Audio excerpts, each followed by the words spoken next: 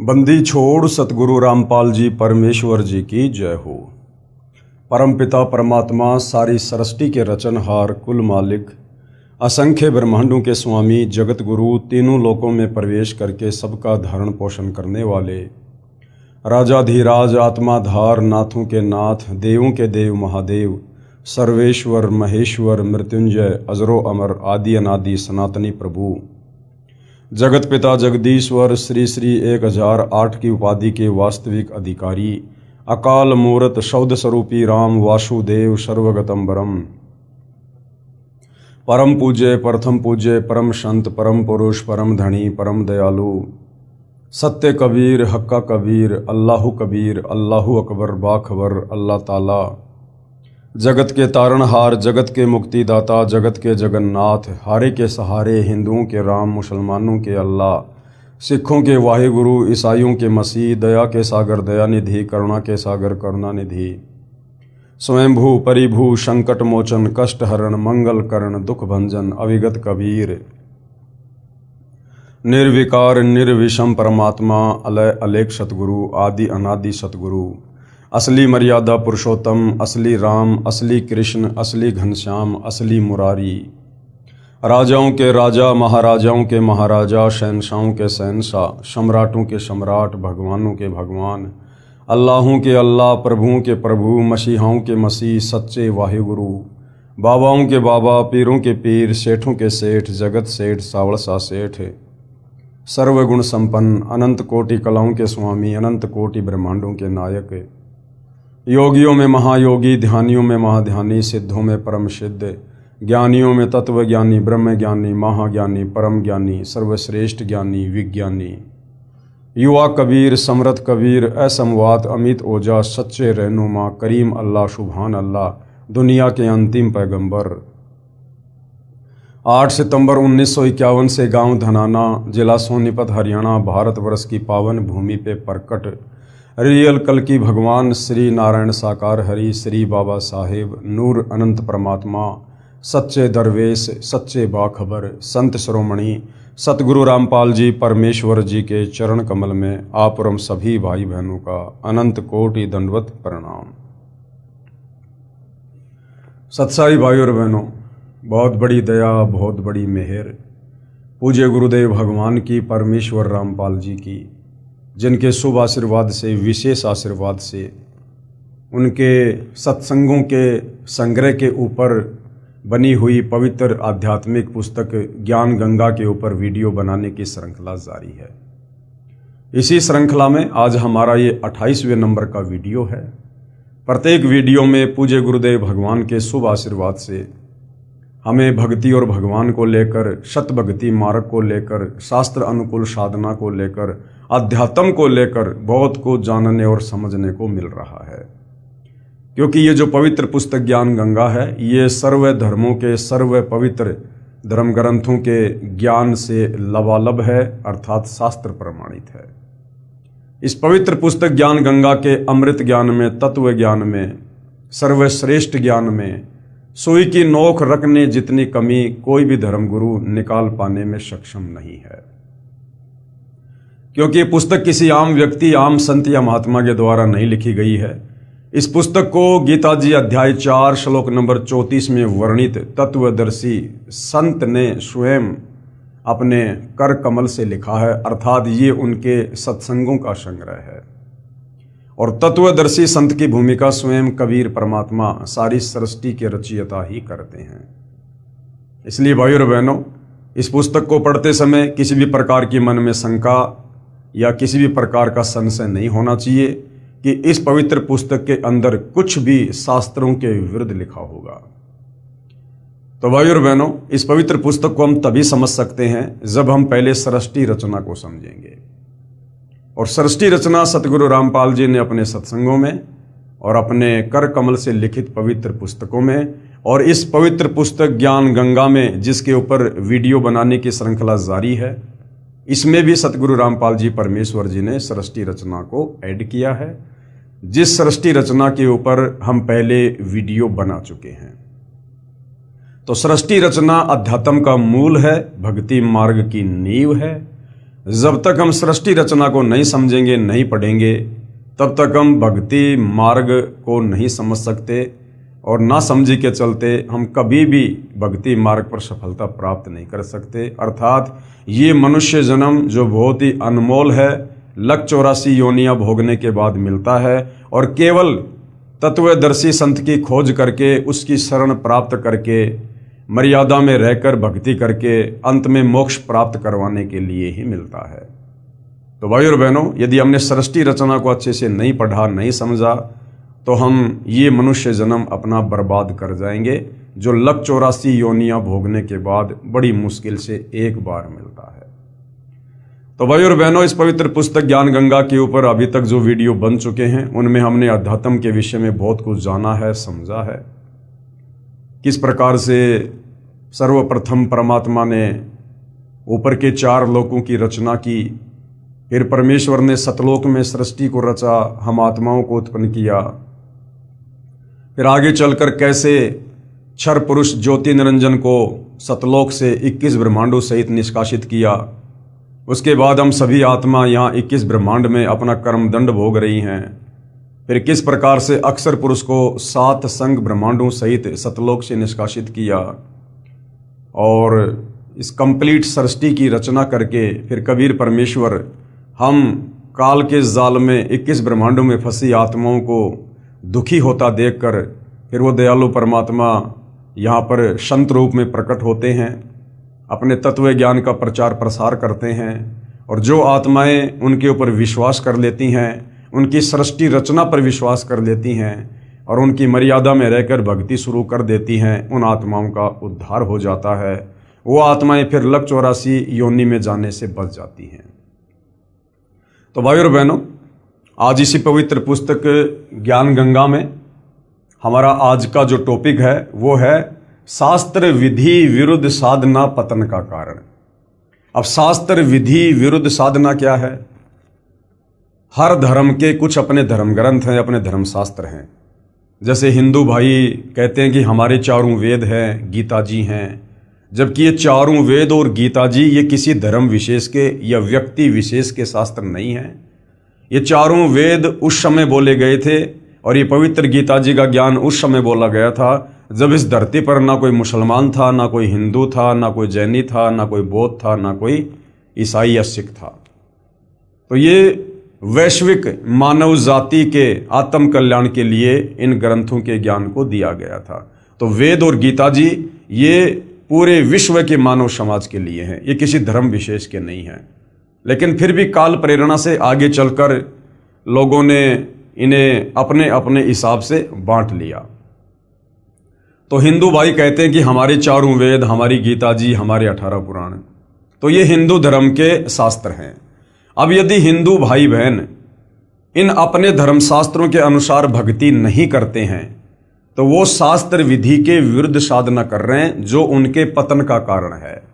पतन का कारण मतलब जन्म और मरण में रहेंगे, फिर 184 योनि में गधे कुत्ते सूअर बनेंगे, फिर नरक में जाकर कष्ट भोगेंगे और तपतशिला का कष्ट भोगेंगे।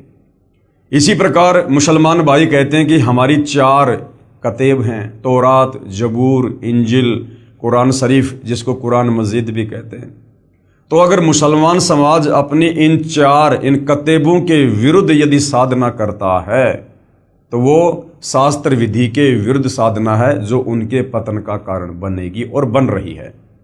इसी प्रकार ईसाइयों की पवित्र बाइबल और सिखों का पवित्र गुरु ग्रंथ साहिब, यदि ये भाई बंधु अपने धर्मशास्त्रों के विरुद्ध साधना कर रहे हैं तो ये इनके पतन का कारण बनेगा। और भाई और बहनों, अब सतगुरु रामपाल जी परमेश्वर जी ने हकीकत में प्रमाणित कर दिया है इन सर्व धर्मों के सर्व पवित्र धर्मशास्त्रों को सार्वजनिक करके, इनके अंदर छुपे हुए गूढ़ ज्ञान को दिखाकर कि ये जितने भी धर्म हैं और जितने भी अनुयायी हैं, ये सब अपने अपने धर्मों के धर्मशास्त्रों के विरुद्ध ही साधना कर रहे हैं और आगे चलकर इन सबके पतन का कारण भी यही बनेगा, क्योंकि ये शास्त्र विधि के विरुद्ध साधना करने के चलते अपनी आत्मा का कल्याण नहीं करवा पाएंगे, ये मोक्ष प्राप्त नहीं करवा पाएंगे, ये काल के जाल से बाहर नहीं निकल सकते। चाहे अपने आप को कितना ही सर्वश्रेष्ठ क्यों ना समझें। ये इनकी नादानी और अज्ञानता है। तो शास्त्र विधि विरुद्ध साधना पतन का कारण किस प्रकार से बनती है, सतगुरु रामपाल जी ने समझाया है। पवित्र गीता जी अध्याय 9 के श्लोक 23 और 24 में कहा है कि जो व्यक्ति अन्य देवताओं को पूजते हैं वे भी मेरी यानी कालजाल में रहने वाली पूजा ही कर रहे हैं, क्योंकि उन देवी देवताओं की भक्ति के प्रतिफल में जो थोड़ा बहुत आंशिक लाभ साधक को मिलता है वो भी काल के द्वारा ही उन देवताओं को प्रोवाइड करवाया जाता है, फिर वो देवता आगे साधकों को देते हैं। परंतु उनकी यह पूजा अविधि पूर्वक है, अर्थात शास्त्र विरुद्ध है। भावार्थ है कि अन्य देवताओं को नहीं पूजना चाहिए।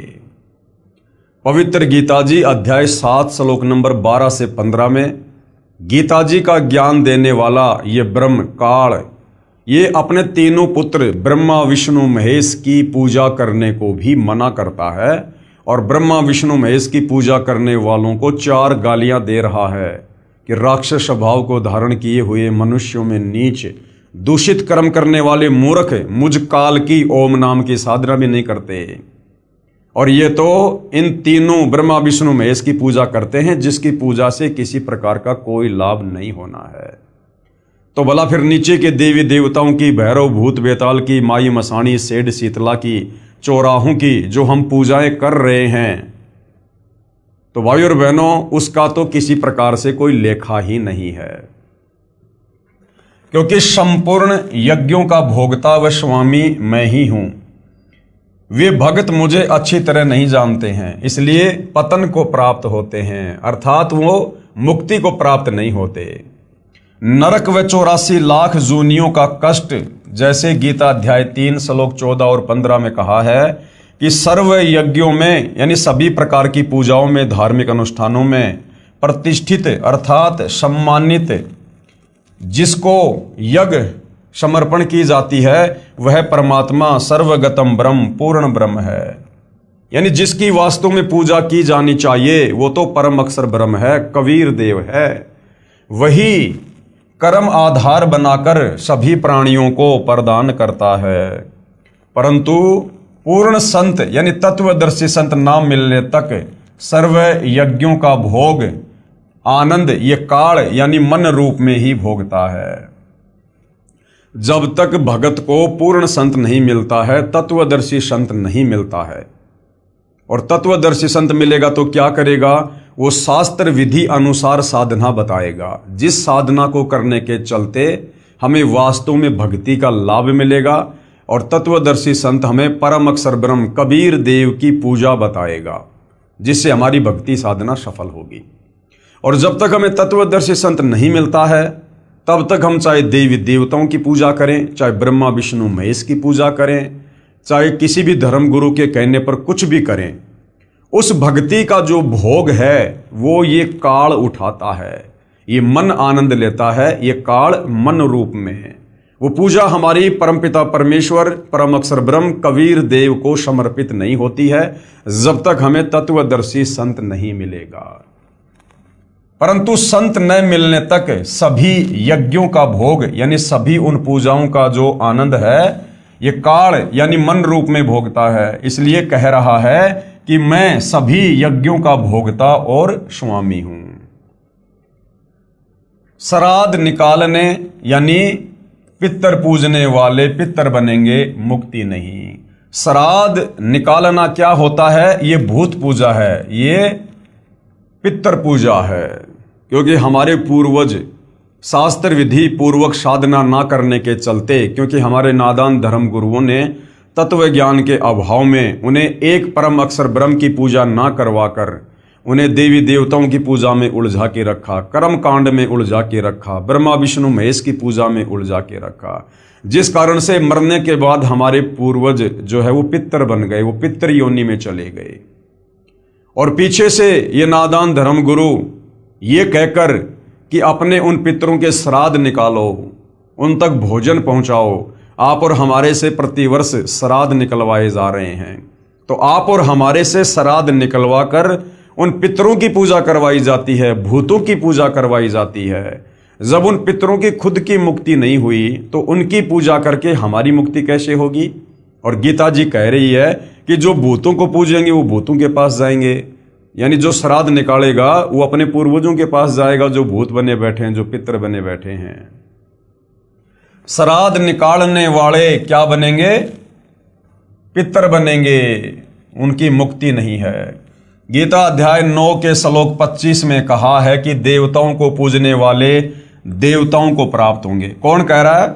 गीता अध्याय 9 श्लोक नंबर 25 में गीता का ज्ञान देने वाला ये काल, ये ब्रह्म श्री कृष्ण जी के शरीर में प्रवेश करके अर्जुन को कह रहा कि अर्जुन, जो लोग देवी देवताओं की पूजा करते हैं जो कि शास्त्र विधि के विरुद्ध है, वो मरने के बाद उन देवी देवताओं के लोक में जाएंगे और क्या करेंगे? वहां जाकर उनके नौकर बनेंगे, उनके गण बनेंगे, उनके चाकर बनेंगे और थोड़ा बहुत भक्ति करके जो पुण्य धन उनके पास में है उस धन को वहां पर उस देवलोक में खर्च करके, बर्बाद करके, समाप्त करके फिर नीचे वापस नरक में जाएंगे, लक 84 योनि में जाएंगे।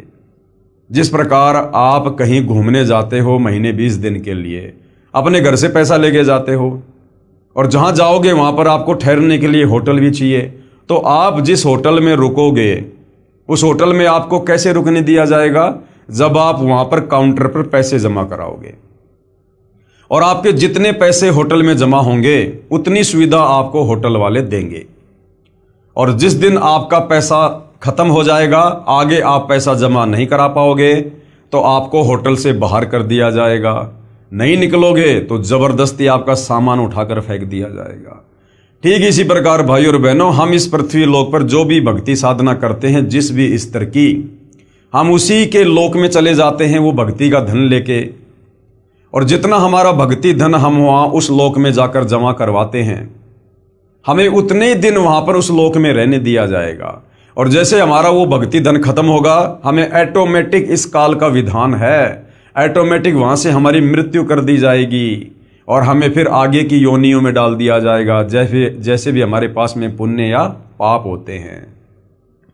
तो गीता अध्याय 9 श्लोक 25 में यह काल कह रहा है कि देवताओं को पूजने वाले देवताओं को प्राप्त होंगे और पितरों को पूजने वाले पितरों को प्राप्त होंगे, और जो श्राद्ध निकाल रहे हैं अपने पूर्वजों के, दादा दादी के, माता पिता के, वो उन्हीं के पास जाएंगे, क्योंकि वो भूत योनि में है, वो पितर योनि में है, मुक्ति नहीं है।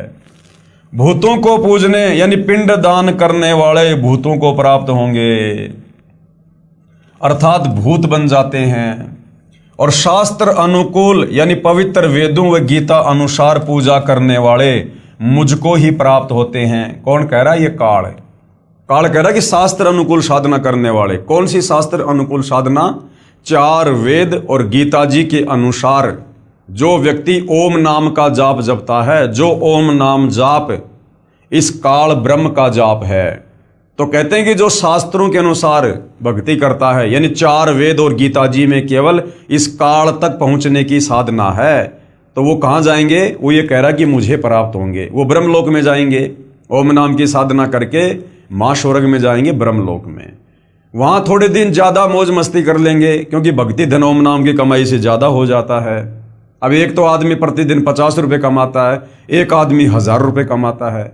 तो इसी प्रकार देवी देवताओं की पूजा करने वाले तो समझो रोजाना जो है 50 रुपए प्राप्त कर रहे हैं, और काल की पूजा करने वाला 1000 रुपए प्राप्त कर रहा है। तो इस काल के होटल में चला जाएगा, वहां पे थोड़ा ज्यादा दिन रह लेगा, लेकिन वो पैसा वहां भी उसका खर्च होगा, और खर्च होगा तो वहां से भी उसको निकाला जाएगा, फिर वो नरक में जाएगा, लक 84 योनि में जाएगा, गधा कुत्ता शुअर बनेगा।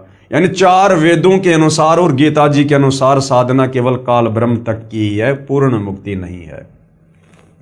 अर्थात काल द्वारा निर्मित स्वर्ग व मास्वर्ग आदि में कुछ ज्यादा समय मौज कर लेते हैं वेद और गीता अनुसार भक्ति करने वाले।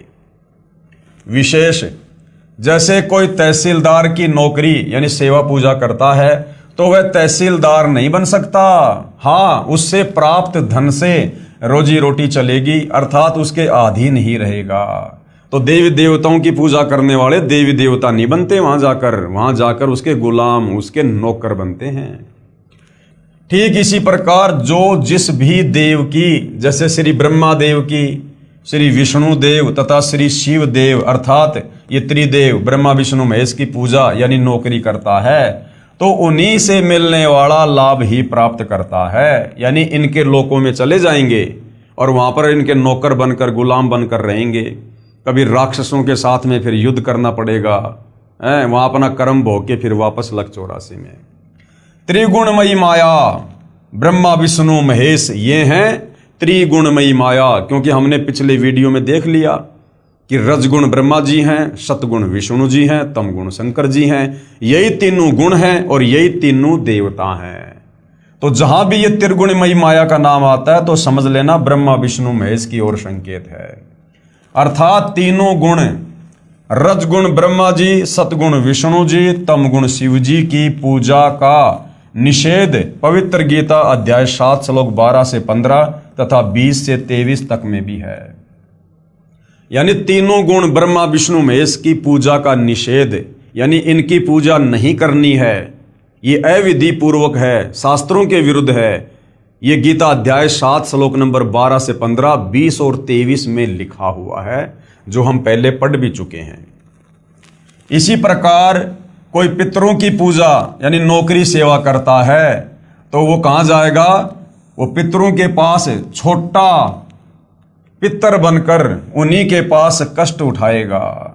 इसी प्रकार कोई भूतों यानी कोई प्रेतों की पूजा सेवा करता है तो भूत बनेगा, क्योंकि सारा जीवन जिसमें आसक्ति बनी है अंत में उन्हीं में मन फंसा रहता है। अंत काल में जिसकी जैसी वृत्ति रहती है, जिसका जैसा टारगेट है, जिसने पूरे जीवन काल में जो भक्ति साधना की है, अंत में वो उसी के पास उसी के लोक में जाता है, जिस कारण से उन्हीं के पास चला जाता है। कुछ एक का कहना है कि पितर भूत देव पूजाएं भी करते रहेंगे और आपसे उपदेश लेकर साधना भी करते रहेंगे। अब कुछ एक नादान लोग क्या कहते हैं सतगुरु रामपाल जी से कि महाराज जी, हम ये जो पितर हैं, भूत हैं, यानी ये श्राद्ध वगैरह निकालना है, देवी देवताओं की पूजा है, हम ये भी करते रहेंगे और आपसे नाम उपदेश लेकर जो भक्ति आप बताओगे वो भी करते रहेंगे। तो गुरुदेव कहते हैं ऐसा नहीं चलेगा। जो साधना पवित्र गीता जी में व पवित्र चारों वेदों में मना है वो करना शास्त्रों के विरुद्ध हुआ, जिसको पवित्र गीता अध्याय 16 श्लोक 23-24 में मना किया है। अब मान लीजिए आपको भयंकर रोग है, आपको टीबी हो गई, टीबी, और डॉक्टर के पास आपका इलाज चल रहा है और डॉक्टर ने आपको टीबी के लिए कुछ दवा दे दी, दवा, और साथ में कह दिया भैया देखो अगर टीबी के रोग में सफलता प्राप्त करनी है, स्वस्थ होना है, जान बचानी है, तो आपने धूम्रपान बिल्कुल भी नहीं करना है, ध्यान रख लेना, और ये दवाई आपने लगातार खानी है। अब वो मरीज कहे कि महाराज जी हम आपके द्वारा दी गई दवा भी खाते रहेंगे और बीड़ी सिगरेट भी पीते रहेंगे, तो बताओ भाई और बहनों फिर क्या होगा? उसका रोग ठीक होगा? कभी नहीं हो सकता। तो इसी प्रकार तत्वदर्शी संत के द्वारा बताई गई शास्त्र अनुकूल साधना करने से ही मुक्ति होगी। गीता जी जब इन ब्रह्मा विष्णु महेश तक की पूजा करने को मना करती है तो बाकी के 33 करोड़ देवी देवता और ये इंद्र आदि तो बहुत छोटी पावर हैं। फिर भला इनकी भक्ति करते करते रहने से और तत्वदर्शी संत से उपदेश भी लेने से हमें फिर किसी प्रकार का लाभ नहीं होगा। जो शास्त्र विधि त्याग कर मनमाना आचरण यानी पूजा करते हैं वे न तो सुख को प्राप्त करते हैं और न परम गति को, तथा ना ही कोई कार्य सिद्ध करने वाली सिद्धि को प्राप्त करते हैं। ये कहाँ लिखा है? ये गीता जी अध्याय 16 श्लोक नंबर 23 और 24 में लिखा है कि जो व्यक्ति शास्त्रों के विरुद्ध साधना करते हैं वो ना तो परम गति को प्राप्त हो सकते, ना परम सिद्धि को प्राप्त हो सकते, और उनकी दुर्गति ही दुर्गति है। अर्थात जीवन व्यर्थ कर जाते हैं, यानी मनुष्य जन्म को बर्बाद कर जाते हैं जो परमात्मा प्राप्ति के लिए मिलता है। इसलिए अर्जुन तेरे लिए कर्तव्य यानी जो साधना के कर्म करने योग्य हैं तथा अकर्तव्य जो भक्ति साधना के कर्म नहीं करने योग्य हैं उनकी व्यवस्था यानी नियम में शास्त्र ही प्रमाण है, अन्य साधना वर्जित है। गीता जी अध्याय 16 श्लोक नंबर 24 में गीता ज्ञान देने वाला काल क्या कह रहा है कि अर्जुन इसलिए कौन सी साधना करनी चाहिए और कौन सी भक्ति साधना नहीं करनी चाहिए, इसके लिए शास्त्र ही प्रमाण है। अन्य किसी की मनमुखी बातों पे यकीन मत करना, चाहे कोई कितना बड़ा धर्मगुरु या धर्माचार्य या शंकराचार्य क्यों ना है। तो चारों वेदों में और गीता जी में भाई और बहनों केवल एक ही मंत्र है, ओम, सीधा सीधा। और ये ओम मंत्र है इस काल ब्रह्म का, जो 21 ब्रह्मांड का स्वामी है। ये सर्वश्रेष्ठ साधना है चारों वेदों की और गीता जी की। और इस साधना को करने के चलते हमारी मुक्ति नहीं हो सकती, हम इस काल के ही जाल में रहेंगे। इसके लिए गीता ज्ञानदाता ने ऑप्शन दे दिया। अध्याय 4 श्लोक नंबर 34 में कह रहा है कि अर्जुन, अगर तुझे परम शांति और शाश्वत स्थान की प्राप्ति करनी है तो किसी तत्वदर्शी संत की खोज कर ले, उसके बताए अनुसार भक्ति कर। और वो तत्वदर्शी संत फिर गीता अध्याय 17 श्लोक नंबर 23 में वर्णित वो 3 मंत्र देगा। वो 3 मंत्र दान करने का अधिकार इस पृथ्वी पर केवल उस तत्वदर्शी संत को ही है। ओम तत् सत। ओम तो सीधा सीधा इस काल का है जिससे मुक्ति नहीं है। सत और तत् ये सांकेतिक हैं, ये कोड वर्ड में हैं।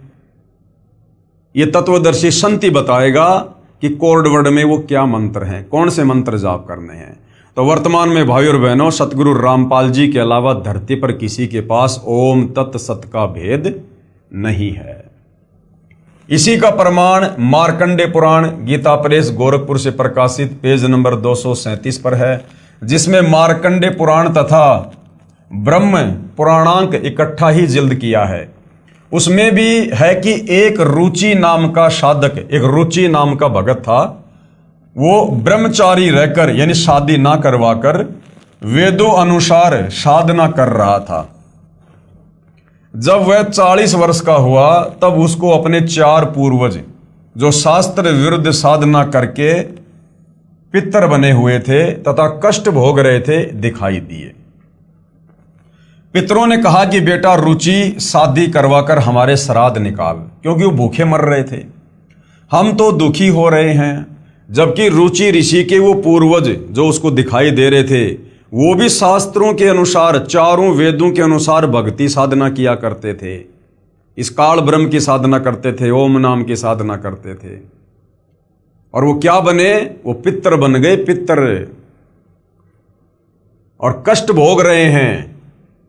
और जो उनका वंशज था रुचि ऋषि, जो बेचारा वेदों को पढ़कर निष्कर्ष निकालकर वेदों के अनुसार ओम नाम की साधना कर रहा था, ब्रह्मा विष्णु महेश की नहीं, केवल ब्रह्म साधना कर रहा था। उस रुचि ऋषि को वो पितर कह रहे हैं कि बेटा तू शादी करवा, तूने शादी क्यों नहीं करवाई? और बेटा हमारे श्राद्ध निकलवा। जबकि श्राद्ध निकालना चारों वेदों में मना है, लेकिन काल प्रेरणा से वो चारों ऋषि जो मर चुके थे, जो पितर बने हुए हैं, अपने वंशज को भी काल के जाल में फंसा रहे हैं। पितरों ने कहा कि बेटा रुचि शादी करवाकर हमारे श्राद्ध निकाल, हम तो दुखी हो रहे हैं। रुचि ऋषि ने कहा कि पितृ मोहो यानी हे पूर्वजों, वेद में इस कर्म कांड मार्ग यानी श्राद्ध निकालना, पिंड भरवाना आदि को मूर्खों की भक्ति कहा है। रुचि ने कहा कि पितामहो, आप तो वेदों के प्रकांड ज्ञाता थे और वेदों में तो कर्म कांड करना, श्राद्ध निकालना, ये पितृ पूजना, ये मूर्खों की भक्ति कहा है। अब वो पितर क्या कह रहे हैं कि बेटा बात तो तेरी सही है, लेकिन हम तो दुखी हो रहे हैं। फिर आप मुझे क्यों उस गलत शास्त्र विधि रहित यानी शास्त्र विरुद्ध भक्ति साधना पर लगा रहे हो? वो पितर क्या बोले? पितर बोले बेटा ये बात तो तेरी सत है, यानी बिल्कुल सही है कि वेद में पितर पूजा, भूत पूजा, देवी देवताओं की पूजा, कर्म कांड को अविद्या यानी मूर्खों की पूजा कहा है। इसमें बिल्कुल भी मिथ्या यानी झूठ नहीं है। इसी उपरोक्त मार्कंडे पुराण में इसी लेख में पितरों ने कहा कि फिर पितर कुछ तो लाभ देते हैं। फिर वो अटपट करने लगे कि भैया तुम पितरों की पूजा करोगे तो पितर भी तो कुछ लाभ देंगे। ये अपनी अटकलें उन पितरों ने लगाई हैं, वह हमने नहीं पालन करना। क्योंकि पुराणों में आदेश किसी ऋषि विशेष का है जो पितर पूजने, भूत या अन्य देव पूजने को कहा है, परंतु वेदों में प्रमाण ना होने के कारण प्रभु का आदेश नहीं है, इसलिए किसी संत या ऋषि के कहने से प्रभु की आज्ञा का उल्लंघन करने से सजा के भागी होंगे। ये जो 18 पुराण हैं, ये 18 पुराण ये परमात्मा के द्वारा दिया गया ज्ञान नहीं है। परमात्मा यानी ब्रह्म ने तो केवल 4 वेदों का ज्ञान दिया, इन वेदों का ज्ञान दिया, और इन वेदों को पढ़कर अपनी बुद्धि के स्तर से हमारे ऋषि मुनियों ने, इन संस्कृत के प्रकांड ज्ञाताओं ने जैसी भी भक्ति साधना की या जैसा भी इन वेदों को समझा, और फिर जो इनका भक्ति अनुभव था वो भक्ति अनुभव इन्होंने अलग से पुस्तकों में लिख दिया।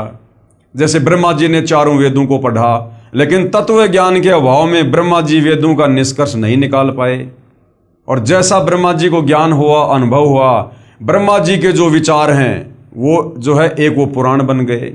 ऐसे ही श्री विष्णु जी के विचार, इसी प्रकार ये साधु संत महात्मा इनके विचार।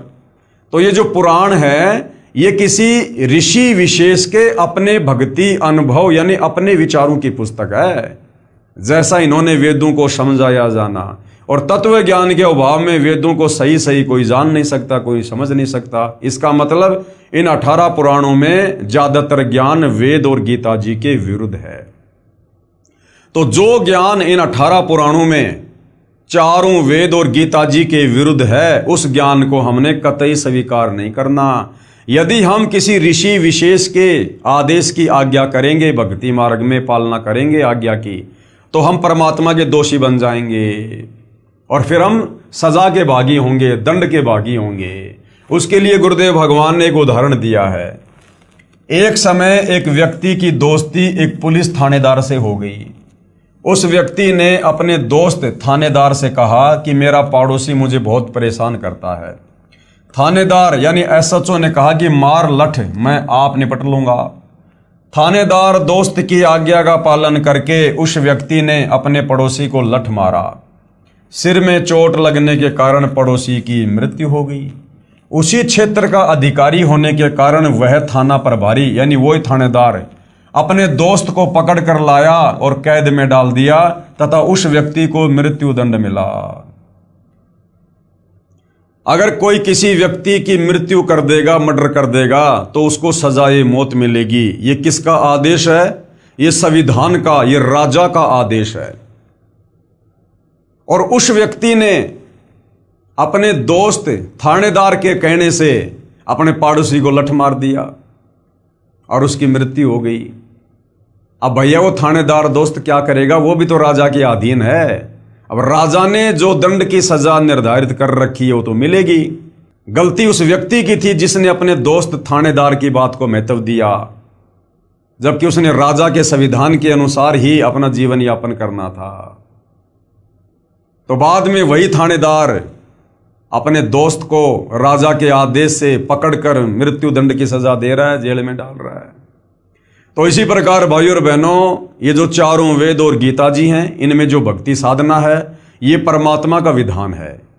और यदि हम किसी ऋषि विशेष या किसी अन्य धर्मगुरु विशेष के कहने से यदि हम इन शास्त्रों के विरुद्ध साधना करेंगे तो हमारे साथ भी अंत में यही हसर होगा।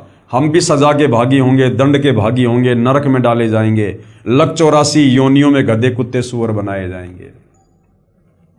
उसका दोस्त थानेदार कुछ मदद नहीं कर सका, क्योंकि राजा का संविधान है कि यदि कोई किसी की हत्या करेगा तो उसे मृत्यु दंड प्राप्त होगा।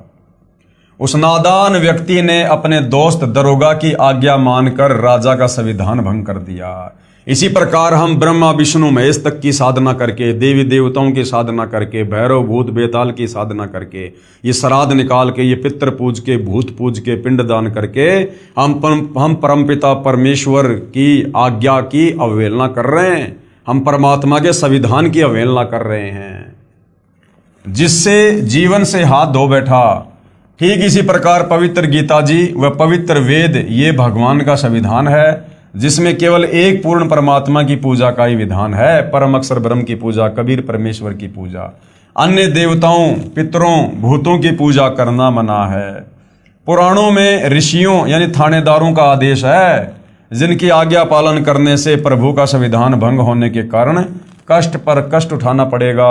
इसलिए आन उपासना पूर्ण मोक्ष में बाधक है। इसलिए आन उपासना यानी अन्य देवी देवताओं की पूजा जो गीता जी में मना है, शास्त्रों में मना है, ये परमात्मा के विधान के खिलाफ है, संविधान के विपरीत है। अब भाइयों और बहनों, इतना अच्छे से इन शास्त्रों के उलझे हुए ज्ञान को सतगुरु रामपाल जी ने सुलझाकर आप और हमारे समक्ष प्रस्तुत कर दिया है अपने सत्संगों के मार्फत, अपनी पवित्र पुस्तकों के मार्फत। और ऊपर से गुरुदेव ने हमें शिक्षित किया है, हम पढ़े लिखे हैं, अपनी आंखों से शास्त्रों में लिखा हुआ लेख देख सकते हैं। और यदि अब भी हमने इस मनुष्य जन्म को शास्त्र अनुकूल सत भक्ति में तत्वदर्शी संत की शरण में आकर नहीं लगाया तो भाइयों और बहनों, फिर हम उस परमेश्वर के दंड के भागी बनेंगे, दंड के भागी। इसी विषय में पूज्य गुरुदेव भगवान सतगुरु रामपाल जी एक सत्य कथा सुना रहे हैं। मेरे पूज्य गुरुदेव यानी सतगुरु रामपाल जी अपने मुंह बोले गुरुदेव आदरणीय रामदेवानंद जी की एक सत्य कथा है जो सुना रहे हैं। मेरे पूज्य गुरुदेव, ये जो शब्द है भाइयों और बहनों, मेरे पूज्य गुरुदेव। अब सतगुरु रामपाल जी के अलावा वर्तमान में धरती पर कोई भी पूज्य देव नहीं है, क्योंकि ये स्वयं परम अक्षर ब्रह्म हैं, तत्वदर्शी संत हैं। लेकिन आप और हमें ये भक्ति मार्ग समझाने के लिए, तत्व ज्ञान हम तक पहुंचाने के लिए अपने आप को छुपाकर, स्वयं कबीर देव परम अक्षर ब्रह्म होते हुए अपने आप को छुपाकर आप और हमारे तक ये ज्ञान पहुंचाने के लिए, गुरु शिष्य परंपरा को बनाए रखने के लिए एक मुंह बोला गुरु धारण करके और स्वयं उनके भगत बनकर आप और हमें भक्ति का संदेश दे रहे हैं कि गुरु के प्रति भगत की कैसी श्रद्धा होनी चाहिए, कैसा भाव होना चाहिए।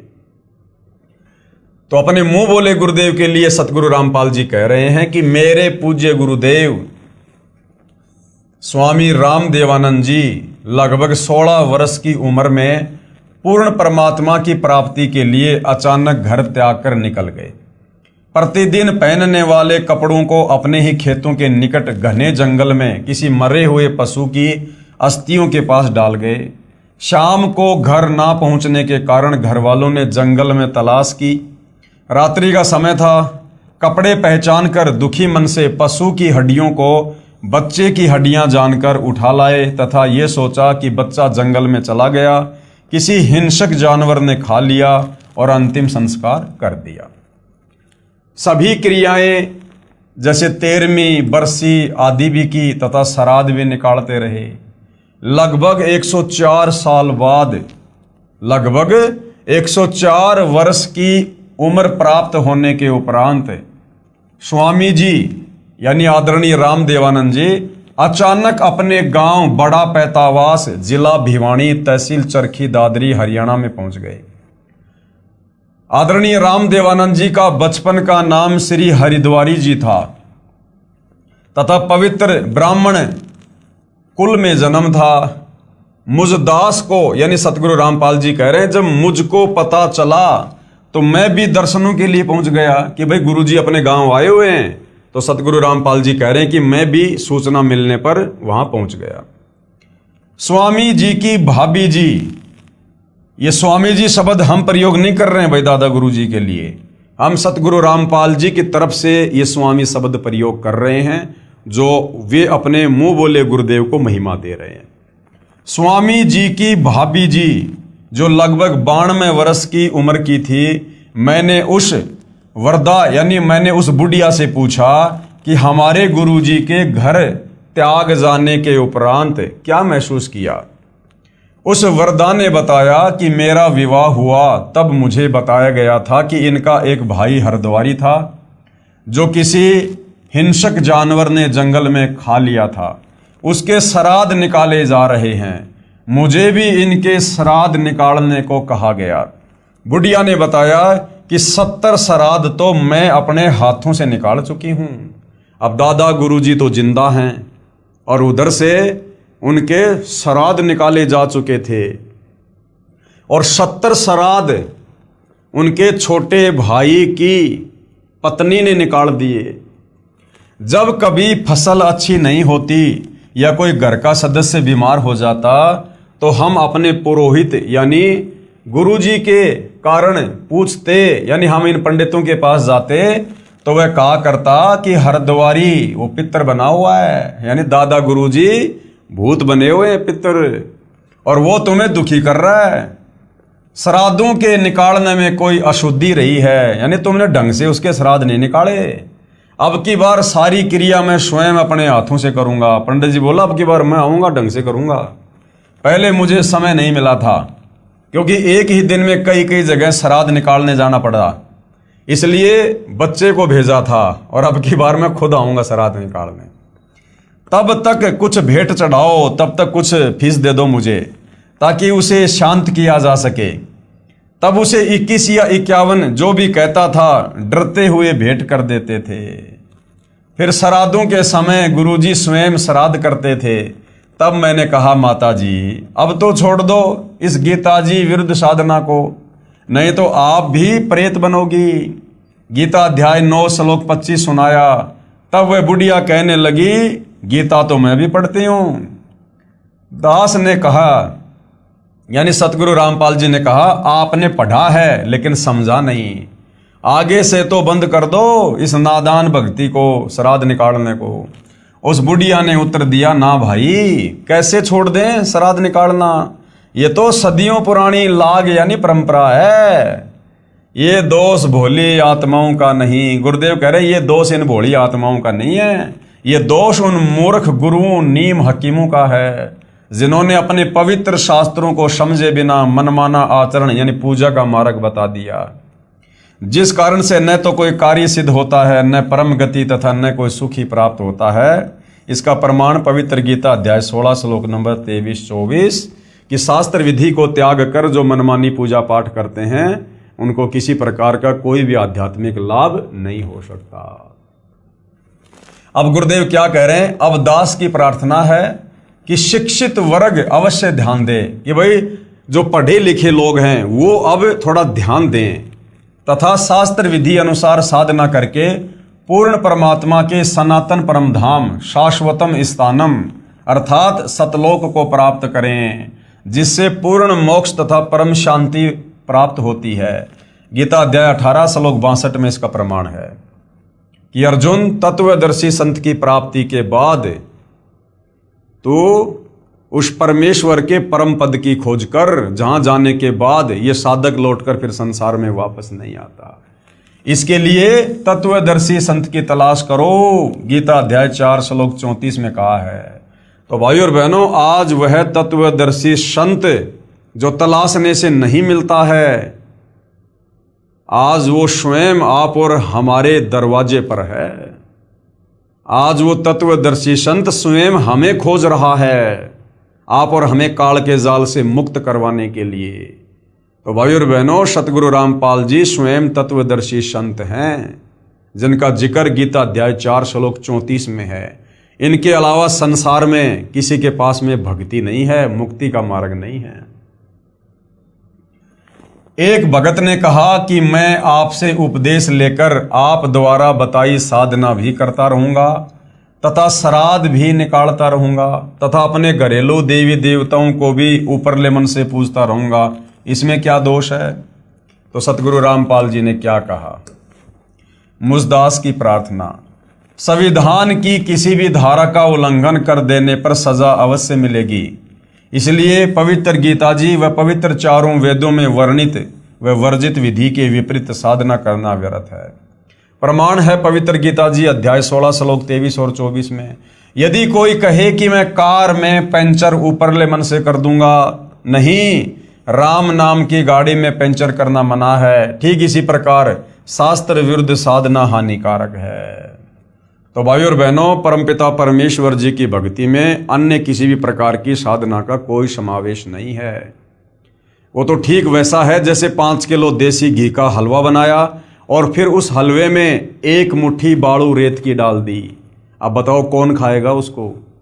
तो परमपिता परमेश्वर की जो भक्ति साधना है जिससे मुक्ति होगी, जो तत्वदर्शी संत बताता है, उसके बाद फिर इन देवी देवताओं की भक्ति साधना मनमुखी रूप से करना, ये तो हलवे में बालू मिट्टी डालने के बराबर है। और तत्वदर्शी संत हमें जो भक्ति साधना बताएगा वो इन देवी देवताओं की यथार्थ साधना होगी, रियल भक्ति साधना होगी। इन देवी देवताओं के मूल मंत्र होंगे, बीज मंत्र होंगे, जो पहले हमारी मनमुखी साधना से ये देवी देवता कोई लाभ नहीं दे सकते थे। अब तत्वदर्शी संत के द्वारा बताई गई यथार्थ साधना से हम उन देवी देवताओं की भी साधना करेंगे और उस साधना से हमें सर्व लाभ मिलेंगे, क्योंकि तत्वदर्शी संत हमें भक्ति का एक पैकेज बना के देगा।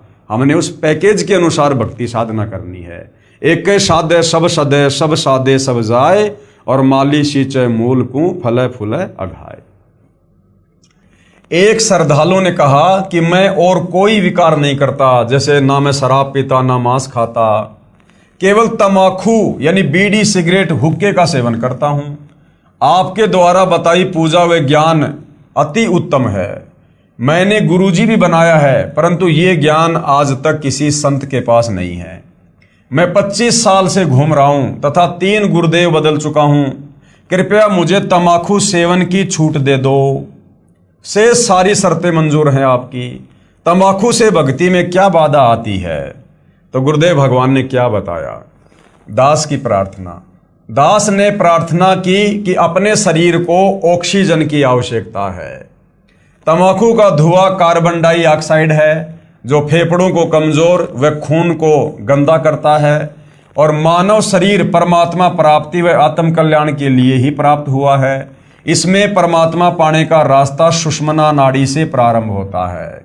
सुषुम्ना नाड़ी, जिसके विषय में हमारे नादान धर्मगुरुओं को ज्ञान नहीं था। जैसे हमारे नाक के 2 छेद हैं, एक है ईड़ा, एक है पिंगला। इन दोनों के बीच में एक सूक्ष्म छेद है, बहुत ही बारीक, जो इस धुआं से बंद हो जाता है। और अंत में जब हमारा शरीर छूटता है और आत्मा शरीर से बाहर निकलती है, तो उसी सुषुम्ना द्वार से अगर आत्मा बाहर निकलेगी तो हमारी मुक्ति संभव है।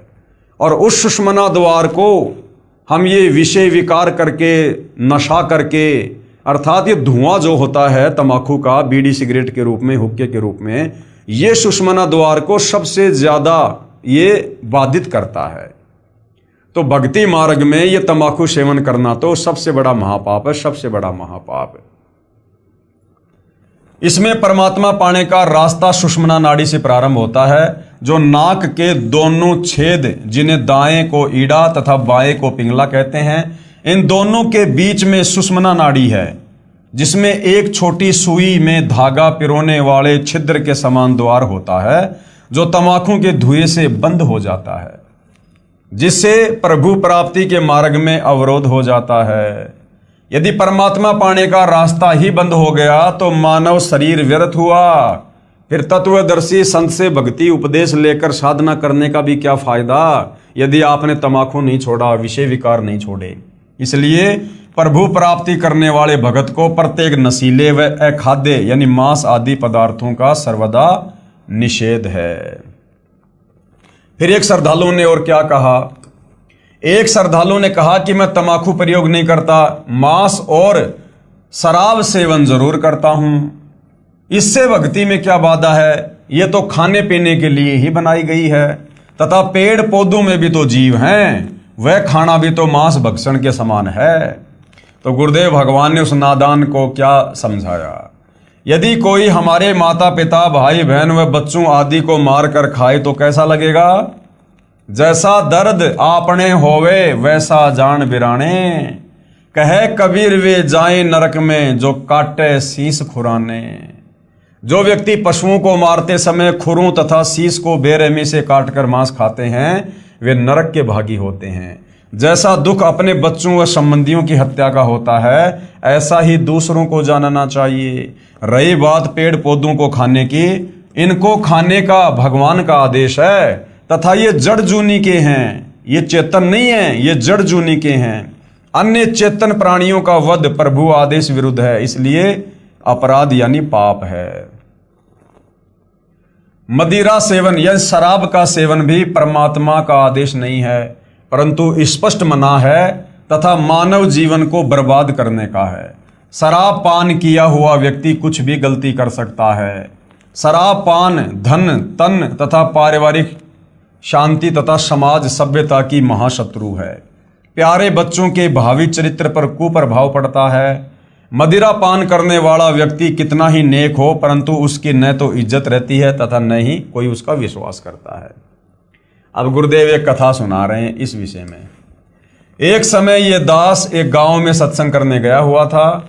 उस दिन नशा निषेध पर सत्संग किया, यानी शराब के अवगुणों के ऊपर सतगुरु रामपाल जी ने सत्संग किया। सत्संग के बाद एक 11 वर्षीय कन्या फूट फूट कर रोने लगी। पूछने पर उस बेटी ने बताया कि महाराज जी, मेरे पिताजी पालम हवाई अड्डे पर बढ़िया नौकरी करते हैं, परंतु सारे पैसे की शराब पी जाते हैं। मेरी मम्मी के मना करने पर इतना पीटते हैं कि शरीर पर नीले दाग बन जाते हैं। एक दिन मेरे पापा जी मेरी मम्मी को पीटने लगे। मैं अपनी मम्मी के ऊपर गिरकर बचाव करने लगी तो मुझे भी पीटा। मेरा होठ सूज गया। 10 दिन में ठीक हुआ। मेरी मम्मी जी हमें छोड़कर मेरे मामा जी के घर चली गई। 6 महीने में मेरी दादी जी जाकर लाई। तब तक हम अपनी दादी जी के पास रहे। पापा जी ने दवाई भी नहीं दिलाई। सुबह शीघ्र ही उठकर नौकरी पर चला गया। शाम को शराब पीकर आता। हम 3 बहनें हैं, 2 मेरे से छोटी हैं। अब जब पापा जी शाम को आते हैं तो हम तीनों बहनें चारपाई के नीचे छुप जाती हैं।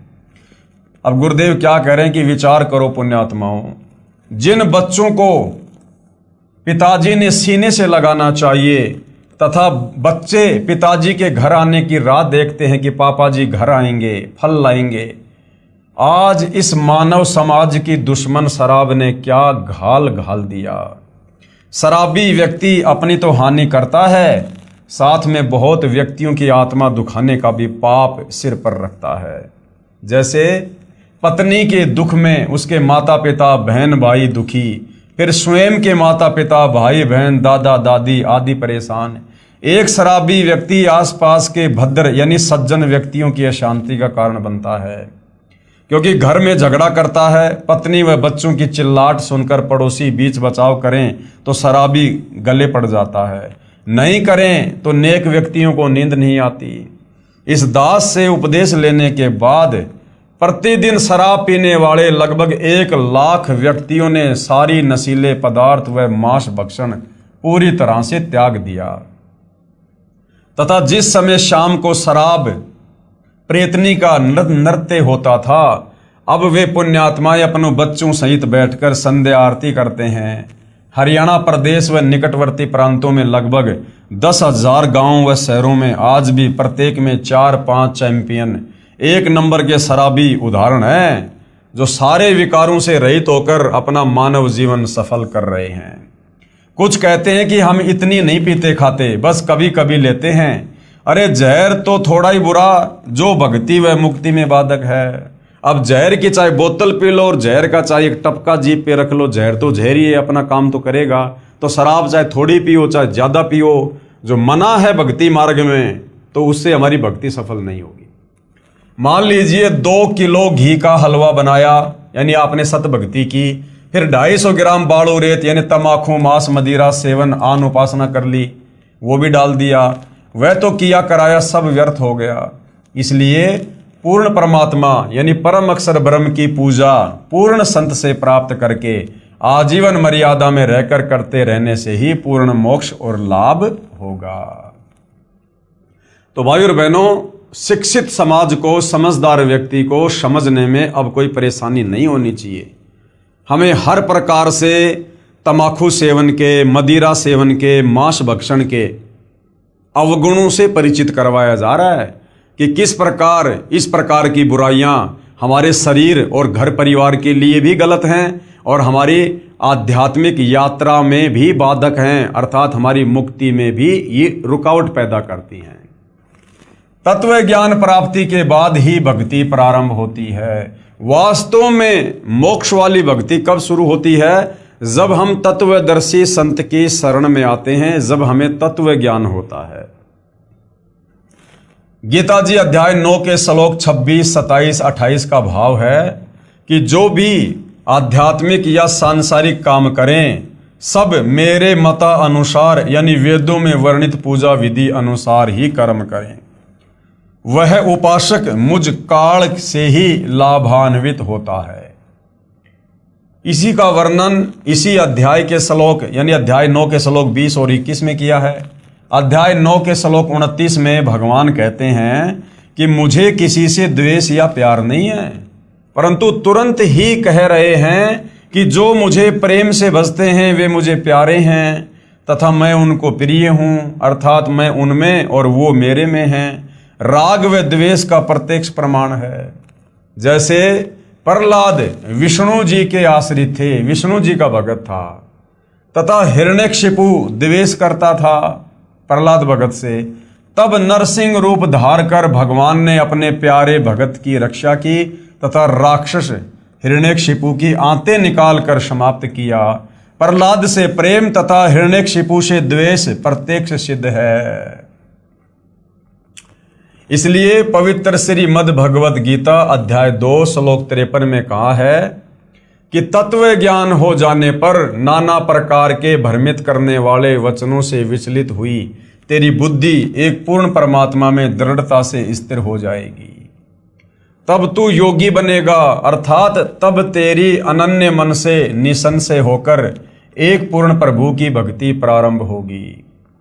अब भाइयों और बहनों, यहाँ पर हम भक्तों को किसी प्रकार का कोई संशय ना हो जाए, क्योंकि हम भक्तों को अब वास्तव में तत्व ज्ञान से इस बात का पता है कि हिरण्यकशिपु को श्री विष्णु जी ने नहीं बल्कि कबीर परमेश्वर जी ने नरसिंह रूप धारण करके मारा था। तो यहां पर ये जो दोगलापन है, ये कोई भगत ये ना सोचे कि भाई ये दोगलापन तो फिर कबीर भगवान ने किया, क्योंकि हिरण्यकशिपु की हत्या नरसिंह रूप धारण करके कबीर भगवान ने की थी। तो ये दोगलापन तो फिर यहां कबीर भगवान ने किया, एक से प्रेम और एक से द्वेष। भाइयों और बहनों, कबीर परमेश्वर जी के विधान में ये राग और द्वेष नहीं है, ये समदृष्टि परमात्मा है। लेकिन यहां परमात्मा इस काल के विचारों को आप और हम तक पहुंचा रहे हैं कि ये काल जो बातें बोलता है उसके अनुसार ये टिकता नहीं है। कि मैं किसी से राग नहीं करता, यानी राग का मतलब होता है विशेष प्रेम, और ना मैं किसी से द्वेष करता, तो ये अपने आप को झूठा भगवान साबित करने की कुचेष्टा करता है। लेकिन परमात्मा इसके षड्यंत्र को सफल नहीं होने देता। तो नरसिंह रूप धारण करके कबीर परमात्मा जी ने हिरण्यकशिपु का वध किया था, तो परमेश्वर जी ने अपने विधान के अनुसार किया था कि कबीर परमेश्वर का ना किसी से द्वेष है ना किसी से राग है, वो निर्मोही परमात्मा है, और उस परमेश्वर के विधान को जो तोड़ेगा वो उस परमेश्वर के विधान के अनुसार दंड का भागी बनेगा। यहां जो भक्ति करेगा वो तो परमात्मा को प्यारा होगा, और जो भक्ति नहीं करेगा, जो बकवाद करेगा, परमात्मा उससे भी द्वेष नहीं करता। लेकिन समय आने पर जो कर्म वो कर रहा है परमात्मा के विधान के विरुद्ध, शास्त्रों के विरुद्ध, उस विधान के तहत वो दंड का भागी बनता है। तो इस आधार से हिरण्यकशिपु को कबीर परमेश्वर ने उसके कर्मों के अनुसार दंड दिया था। बाकी हिरण्यकशिपु से परमात्मा को कोई द्वेष नहीं था किसी भी प्रकार का। सीधी सी बात है भाइयों और बहनों, हम जैसे स्कूल में जाते थे और स्कूल में बहुत सारे बच्चे आते हैं, सैकड़ों की संख्या में एक ही जो है वो क्लास में, और हमारा टीचर, अब उस टीचर का उन सैकड़ों बच्चों में से ना तो किसी से विशेष प्रेम होता है ना विशेष कोई द्वेष होता है। चाहे कोई उसके दुश्मन का बच्चा ही क्यों ना है, वो उससे भी द्वेष नहीं करेगा। लेकिन अगर कोई बच्चा ऐसा है, वो चाहे उसके दुश्मन का है चाहे उसके प्रेमी का है, अगर वो बच्चा टीचर के बताए अनुसार होमवर्क समय पे नहीं करेगा या किसी सवाल का जवाब नहीं बताएगा, तो टीचर दोनों को ही समान दंड देगा, समान। टीचर का ना किसी से प्रेम है ना किसी से द्वेष है। इसी प्रकार कबीर परमेश्वर का ना किसी से द्वेष है, ना किसी से प्रेम है, वो निर्मोही परमात्मा है। उन्होंने जो विधान बना रखा है कर्मदंड का, उसको यदि कोई तोड़ेगा तो उस विधान के अनुसार वो दंड परमात्मा ने ही देना पड़ता है। और कोई ये सोचे कि भाई यदि कबीर परमात्मा जी जो नरसिंह रूप में थे, अगर उनको हिरण्यकशिपु से द्वेष नहीं था तो फिर छाती फाड़ के उनका वध क्यों किया? तो भाई और बहनों, ये भी विचार करो, अगर कबीर परमेश्वर जी को अगर हिरण्यकशिपु से द्वेष होता तो श्री ब्रह्मा जी के रूप में जो वरदान उसको दिया था, ना दिन में मरेगा, ना रात में मरेगा, ना देवता से मरेगा, ना फला से मरेगा, ये वरदान भी उनको कबीर परमेश्वर जी ने ही श्री ब्रह्मा जी के रूप में दिया था। तो कबीर परमात्मा जी अगर द्वेष करते हिरण्यकशिपु से तो उसकी भक्ति के प्रतिफल में उसको ये वरदान कभी नहीं देते। तो भाई और बहनों, यहां पर हर प्राणी अपने कर्म का दंड भोगता है। इसलिए पवित्र श्रीमद् भगवद गीता अध्याय 2 श्लोक 53 में कहा है कि तत्व ज्ञान हो जाने पर नाना प्रकार के भ्रमित करने वाले वचनों से विचलित हुई तेरी बुद्धि एक पूर्ण परमात्मा में दृढ़ता से स्थिर हो जाएगी, तब तो तू योगी बनेगा। अर्थात तब तेरी अनन्य मन से निसंशय होकर एक पूर्ण प्रभु की भक्ति प्रारंभ होगी। गीता जी का ज्ञान देने वाला भगवान क्या कह रहा कि अर्जुन, जब तक तरह तरह के भ्रमित करने वाले वचनों से हटकर तेरी बुद्धि और एक परमेश्वर की भक्ति पर नहीं टिकेगी, तब तक तो तू भगत भी नहीं कहलाएगा, भगत भी। अर्थात जब तक हमें तत्व ज्ञान नहीं होता है, हम तत्वदर्शी संत की शरण में नहीं होते हैं, तब तक भाई और बहनों हमें कोई भी और जैसी भी भक्ति बता देता है कि सोमवार का व्रत कर ले, फला फला पेड़ के धागा बांध के आ जा, ये वाला व्रत शुरू कर दे, श्याम जी की पैदल यात्रा में जा, तुझे ये लाभ हो जाएगा, तब तक हम इसी प्रकार से भटकते रहते हैं, क्योंकि हमारी बुद्धि अभी स्थिर नहीं है, हम तत्व ज्ञान से परिचित नहीं हैं। तो जब तक हमें तत्व ज्ञान नहीं होता है, तत्व ज्ञान का मतलब होता है वास्तव में भक्ति का निष्कर्ष, भक्ति का सार, कि एक परमात्मा कौन है जिसकी भक्ति करनी चाहिए, जिससे हमें मुक्ति मिलेगी। और मुक्ति हमें क्यों चाहिए, ये सृष्टि रचना से पता चलेगा कि हम 21 ब्रह्मांड में कर्म दंड भोग रहे हैं, हम यहाँ के निवासी नहीं हैं, हम सतलोक से आई हुई आत्मा है और हमने वापस सतलोक ही जाना है। तो जब तक हम भक्ति के निष्कर्ष पर नहीं पहुंचेंगे, तब तक हम कभी भक्ति दृढ़ता के साथ कर ही नहीं सकते। इसलिए तत्वदर्शी संत की शरण में आकर तत्व ज्ञान प्राप्त किए बिना, सृष्टि रचना को अच्छी तरह से समझे बिना हम कभी भी दृढ़ होकर भक्ति नहीं कर सकते। और इस भक्ति के मामले में हमें कोई भी कभी भी झूठा लोभ देकर या प्रलोभन देकर, झूठी कहानी सुनाकर हमें कोई भी उल्टी साधना करवा के भ्रमित कर देगा।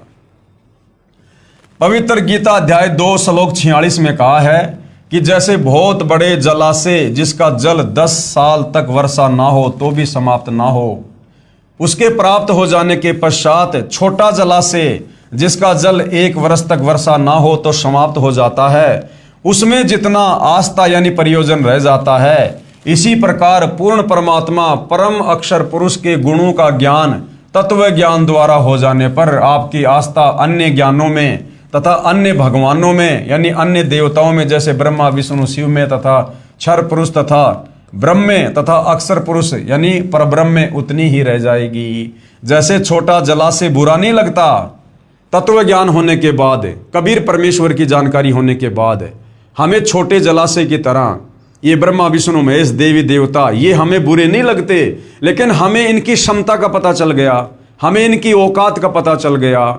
जिस प्रकार वो बड़ा जलाशय मिलने के बाद हमें छोटे जलाशय की औकात का पता चल गया कि ये तो साल भर बाद में सूख जाएगा और अगर हम इसके आश्रित रहे तो हम प्यासे मरेंगे। तो इसी प्रकार बड़ा जलाशय यानी कबीर भगवान की शत भक्ति मिलने के बाद, तत्व ज्ञान से परिचित होने के बाद, इन छोटे तालाबों ब्रह्मा विष्णु महेश की हमें औकात से जो है हम परिचित हो जाते हैं कि ये खुद नाशवान है, ये खुद जन्म और मरण में, इनकी खुद की मुक्ति नहीं, ये खुद लक 84 में जाते, खुद इनको काल तपस्या पे भून भून के खाता है। तो इनकी भक्ति करने से, इनके ऊपर आश्रित रहकर आप और हमारा भला कैसे हो सकता है। परंतु उनकी क्षमता यानी औकात का पता लग जाता है कि ये काम चलाऊ सरकार हैं जो जीवन के लिए पर्याप्त नहीं है, अर्थात बहुत बड़ा जलाशय प्राप्त होने पर पता चल जाता है कि यदि अकाल गिरेगा तो भी समस्या नहीं आएगी तथा तुरंत छोटे जलाशय को त्याग कर बड़े जलाशय पर आश्रित हो जाएगा। तो भाई और बहनों, जब तक हमें इन धर्मशास्त्रों का ज्ञान अच्छे से समझ में नहीं आएगा तब तक हमारी ये आस्था जो इन नादान धर्म गुरुओं ने अज्ञान को ठोक ठोक कर भरकर इन देवी देवताओं के ऊपर हमारे को सदियों से आश्रित कर रखा है, उल्टी शास्त्र विरुद्ध कथा सुना सुना के, तो जब तक हमें तत्वदर्शी संत नहीं मिलेगा और जब तक हम उसके द्वारा बताई गई शास्त्र प्रमाणित सृष्टि रचना पर विश्वास नहीं करेंगे, बार बार नहीं सुनेंगे, नहीं समझेंगे, तब तक आप और हमारी आस्था इन देवी देवताओं से नहीं हट सकती, और नहीं हटेगी तो हमारी मुक्ति नहीं, फिर हम यही काल के लोक में कर्मदंड भोगने के लिए पड़े रहेंगे। इसी प्रकार तत्वदर्शी संत से पूर्ण परमात्मा के तत्व ज्ञान के द्वारा पूर्ण ब्रह्म की महिमा से परिचित हो जाने के पश्चात साधक यानी भगत पूर्ण रूप से यानी अनन्य मन से उस पूर्ण परमात्मा परमेश्वर पर सर्वभाव से आश्रित हो जाता है। गीता अध्याय 18 श्लोक 62 में कहा है कि हे अर्जुन, तू सर्वभाव से उस परमेश्वर की शरण में जा। गीता जी का ज्ञान देने वाला काल ब्रह्म खुद अर्जुन को कह रहा है कि अर्जुन, मेरे बस की बात नहीं है, मेरे पास भी कंप्लीट भक्ति का ज्ञान नहीं है। तू सर्वभाव से यानी हर प्रकार से और सारी पूजाएं छोड़ के, मेरी भी, देवी देवताओं की भी, ब्रह्मा विष्णु महेश की भी, तू सर्वभाव से उस परमेश्वर की शरण में जा। अपने से अन्य किसी और परमात्मा की ओर संकेत कर रहा है, परम अक्षर ब्रह्म की ओर, जिनका कबीर नाम है। उस परमात्मा की कृपा से ही परम शांति हमें कब मिलेगी? जब जन्म और मरण का कष्ट मिटेगा। तो ये जन्म और मरण का कष्ट मिटेगा सतलोक जाने से। उस परमात्मा की कृपा से ही तू परम शांति को प्राप्त होगा तथा शाश्वत स्थान अर्थात सनातन परम धाम अर्थात कभी ना नष्ट होने वाले सतलोक को प्राप्त होगा। तो गीता ज्ञानदाता भाई और बहनों हमें खुद ही आगे का मार्ग बता रहा है, लेकिन हमारे नादान धर्मगुरु तत्व ज्ञान के अभाव में इस मार्ग को पकड़ नहीं पाए, ना वो खुद इस मार्ग पर चल पाए और ना हम भक्ति चाहने वाले, परमात्मा चाहने वाली आत्माओं को सही मार्ग बता पाए। गीता अध्याय 18 श्लोक 63 में कहा कि मैंने तेरे से ये रहस्यमयी अति गोपनीय गीता जी का ज्ञान कह दिया कि अर्जुन, मैंने तेरे को ये बहुत ही गुप्त और रहस्यमयी ज्ञान बता दिया है जो आज से पहले किसी को नहीं पता था, इन साधु संतों को, सतयुग में, त्रेता में, द्वापर में। अब जैसा तेरा मन चाहे वैसा कर कि अर्जुन, मेरी तरफ से कोई दबाव नहीं है, मैंने तुझे सारा ज्ञान दे दिया कि मेरी भक्ति करेगा, ओम नाम की साधना करेगा जो चारों वेदों और गीता जी की सर्वश्रेष्ठ साधना है। अगर मुझ काल की भक्ति करेगा तो भैया मेरे ब्रह्मलोक में आ जाएगा, थोड़े बहुत दिन रहेगा, फिर नीचे नरक में जाएगा, लक 84 में जाएगा। तेरी मुक्ति नहीं है, तेरा मोक्ष नहीं है। और यदि उस परम अक्षर ब्रह्म की भक्ति करेगा जिसकी भक्ति वो तत्वदर्शी संत बताएगा, तब भाई तू परम शांति और शाश्वत स्थान सतलोक को प्राप्त करेगा, तेरी मुक्ति हो जाएगी। फिर तू कभी भी लौटकर मेरे इस 21 ब्रह्मांड में ये दंड भोगने के लिए नहीं आएगा। तो अर्जुन, मैंने तेरे को ये सारा रहस्यमय ज्ञान बता दिया। अब तेरी इच्छा के ऊपर है कि तूने मुझ ब्रह्म की साधना में रहकर कर्मदंड को भोगते रहना है, जन्म मरण को भोगते रहना है, लक 84 में सड़ते रहना है, या फिर उस तत्वदर्शी संत के बताए अनुसार परम अक्षर ब्रह्म कबीर देव की भक्ति करके सदा सदा के लिए तूने सुख भोगने के लिए सतलोक चले जाना है। अब जैसे तेरा मन चाहे वैसा कर, क्योंकि ये गीता के अंतिम अध्याय 18 के अंतिम श्लोक चल रहे हैं, इसलिए कहा है गीता ज्ञान दाता ब्रह्म का इष्ट यानी पूज्य देव पूर्ण ब्रह्म है। इस काल का भी पूज्य देव, इष्ट देव कौन है? वही परम अक्षर ब्रह्म है, कबीर देव है, कबीर देव। अब बोलो भाई और बहनों, दुनिया तो गीता जी के अनुसार भक्ति करके अपनी मुक्ति चाह रही है, और गीता का ज्ञान देने वाला भगवान कह रहा भैया मैं भी उसी की भक्ति कर रहा हूं और सबने उसी की भक्ति करनी चाहिए। तो हमारे नादान धर्म गुरु हमें इन धर्मशास्त्रों का निष्कर्ष निकाल कर नहीं दे पाए, जो निष्कर्ष आज परम पूज्य सतगुरु रामपाल जी ने दे डाला है। तो गीता ज्ञान दाता यानी गीता का ज्ञान देने वाला श्री कृष्ण जी के शरीर में प्रवेश करके ये ब्रह्म, ये काल, ब्रह्मा विष्णु महेश का पिता, दुर्गा का पति, ये क्या कह रहा है कि मेरा इष्ट देव, मेरा भी पूज्य देव वही पूर्ण ब्रह्म है, परम अक्षर ब्रह्म है। गीता अध्याय 18 श्लोक 64 में कहा कि एक सर्व गुप्त से गुप्त ज्ञान एक बार फिर सुन कि यही पूर्ण परमात्मा, कौन पूर्ण परमात्मा, जिसके विषय में अध्याय 18 श्लोक 62 में कहा है, मेरा पक्का पूज्य देव अर्थात मैं ब्रह्म यानी क्षर पुरुष काल भी उसी की पूजा करता हूं, यानी मैं भी उसी का ध्यान धरता हूं, क्योंकि उससे बढ़कर सृष्टि में और कोई पूज्य देव नहीं है। तो गीता ज्ञान देने वाले ने तो भाई क्लियर कर दिया। अब गीता ज्ञान दाता चाहे कोई श्री कृष्ण जी को समझे, चाहे विष्णु जी को समझे, चाहे इस काल ब्रह्म को समझे, इस गीता ज्ञानदाता ने क्लियर कर दिया कि मैं पूज्य देव नहीं हूं, मैं पूजा के योग्य नहीं हूं, जिसको पूर्ण मोक्ष चाहिए उसके लिए। और बता दिया कि वो पूज्य देव कौन है, परम अक्षर ब्रह्म कौन है, उसकी जानकारी तत्वदर्शी संत देगा। और तत्वदर्शी संत वर्तमान में सतगुरु पर सतगुरु, और तत्वदर्शी संत वर्तमान में धरती पर केवल सतगुरु रामपाल जी महाराज जी हैं। भाई देख लेना अब, मेरा पक्का पूज्य देव अर्थात मैं ब्रह्म क्षर पुरुष भी उसी की पूजा करता हूं। यहां तेरे हित में कहूंगा, काल कह रहा कि अर्जुन मैं तेरे भले में कहूंगा जो भी कुछ कहूंगा, क्योंकि ये जानकारी गीता ज्ञानदाता प्रभु ने गीता अध्याय 15 श्लोक 4 में भी दी है, जिसमें कहा है कि मैं उसी आदि पुरुष परमेश्वर की शरण में हूं। इसलिए यहां कहा है कि यही गुप्त से भी अति गुप्त ज्ञान फिर सुन। विशेष अन्य गीता के अनुवादकर्ताओं ने गलत अनुवाद किया है। अब इस श्लोक का तत्व ज्ञान के अभाव में अन्य गीता जी के अनुवादकों ने गलत अनुवाद कर दिया। यहां पर गीता ज्ञानदाता काल ब्रह्म अपने से अन्य किसी और परमात्मा की शरण में जाने को अर्जुन को कह रहा है। अब भाई और बहनों, हमारे जो धर्मगुरु थे जिनको तत्व ज्ञान नहीं था, ये श्री कृष्ण यानी श्री विष्णु से ऊपर किसी को भगवान नहीं मानते थे, क्योंकि इनको सृष्टि रचना का ज्ञान नहीं, अध्यात्म का ज्ञान नहीं। तो इन्होंने सोचा कि यहां पर भगवान श्री कृष्ण अपने से अन्य भला और किस भगवान की शरण में जाने के लिए कह रहे हैं। इसलिए इन्होंने घुमा फिरा के शब्दों के अर्थों का अनर्थ कर दिया। इस अध्याय में जो वर्ज शब्द है, जिसका अर्थ है जाना, कि तू उसकी शरण में जा, इन नादान धर्म गुरुओं ने उसका अर्थ कर दिया आना, कि तू मेरी शरण में आ जा। अरे उसकी शरण में तो भाई वो पहले से ना था। अरे श्री कृष्ण जी की शरण में तो अर्जुन पहले से था, क्योंकि श्री कृष्ण अर्जुन का गुरु था और रिश्ते में उसका साला था। तो अर्जुन तो पहले से ही श्री कृष्ण जी की शरण में था। लेकिन हमारे नादान धर्मगुरु इस बात को समझ नहीं पाए।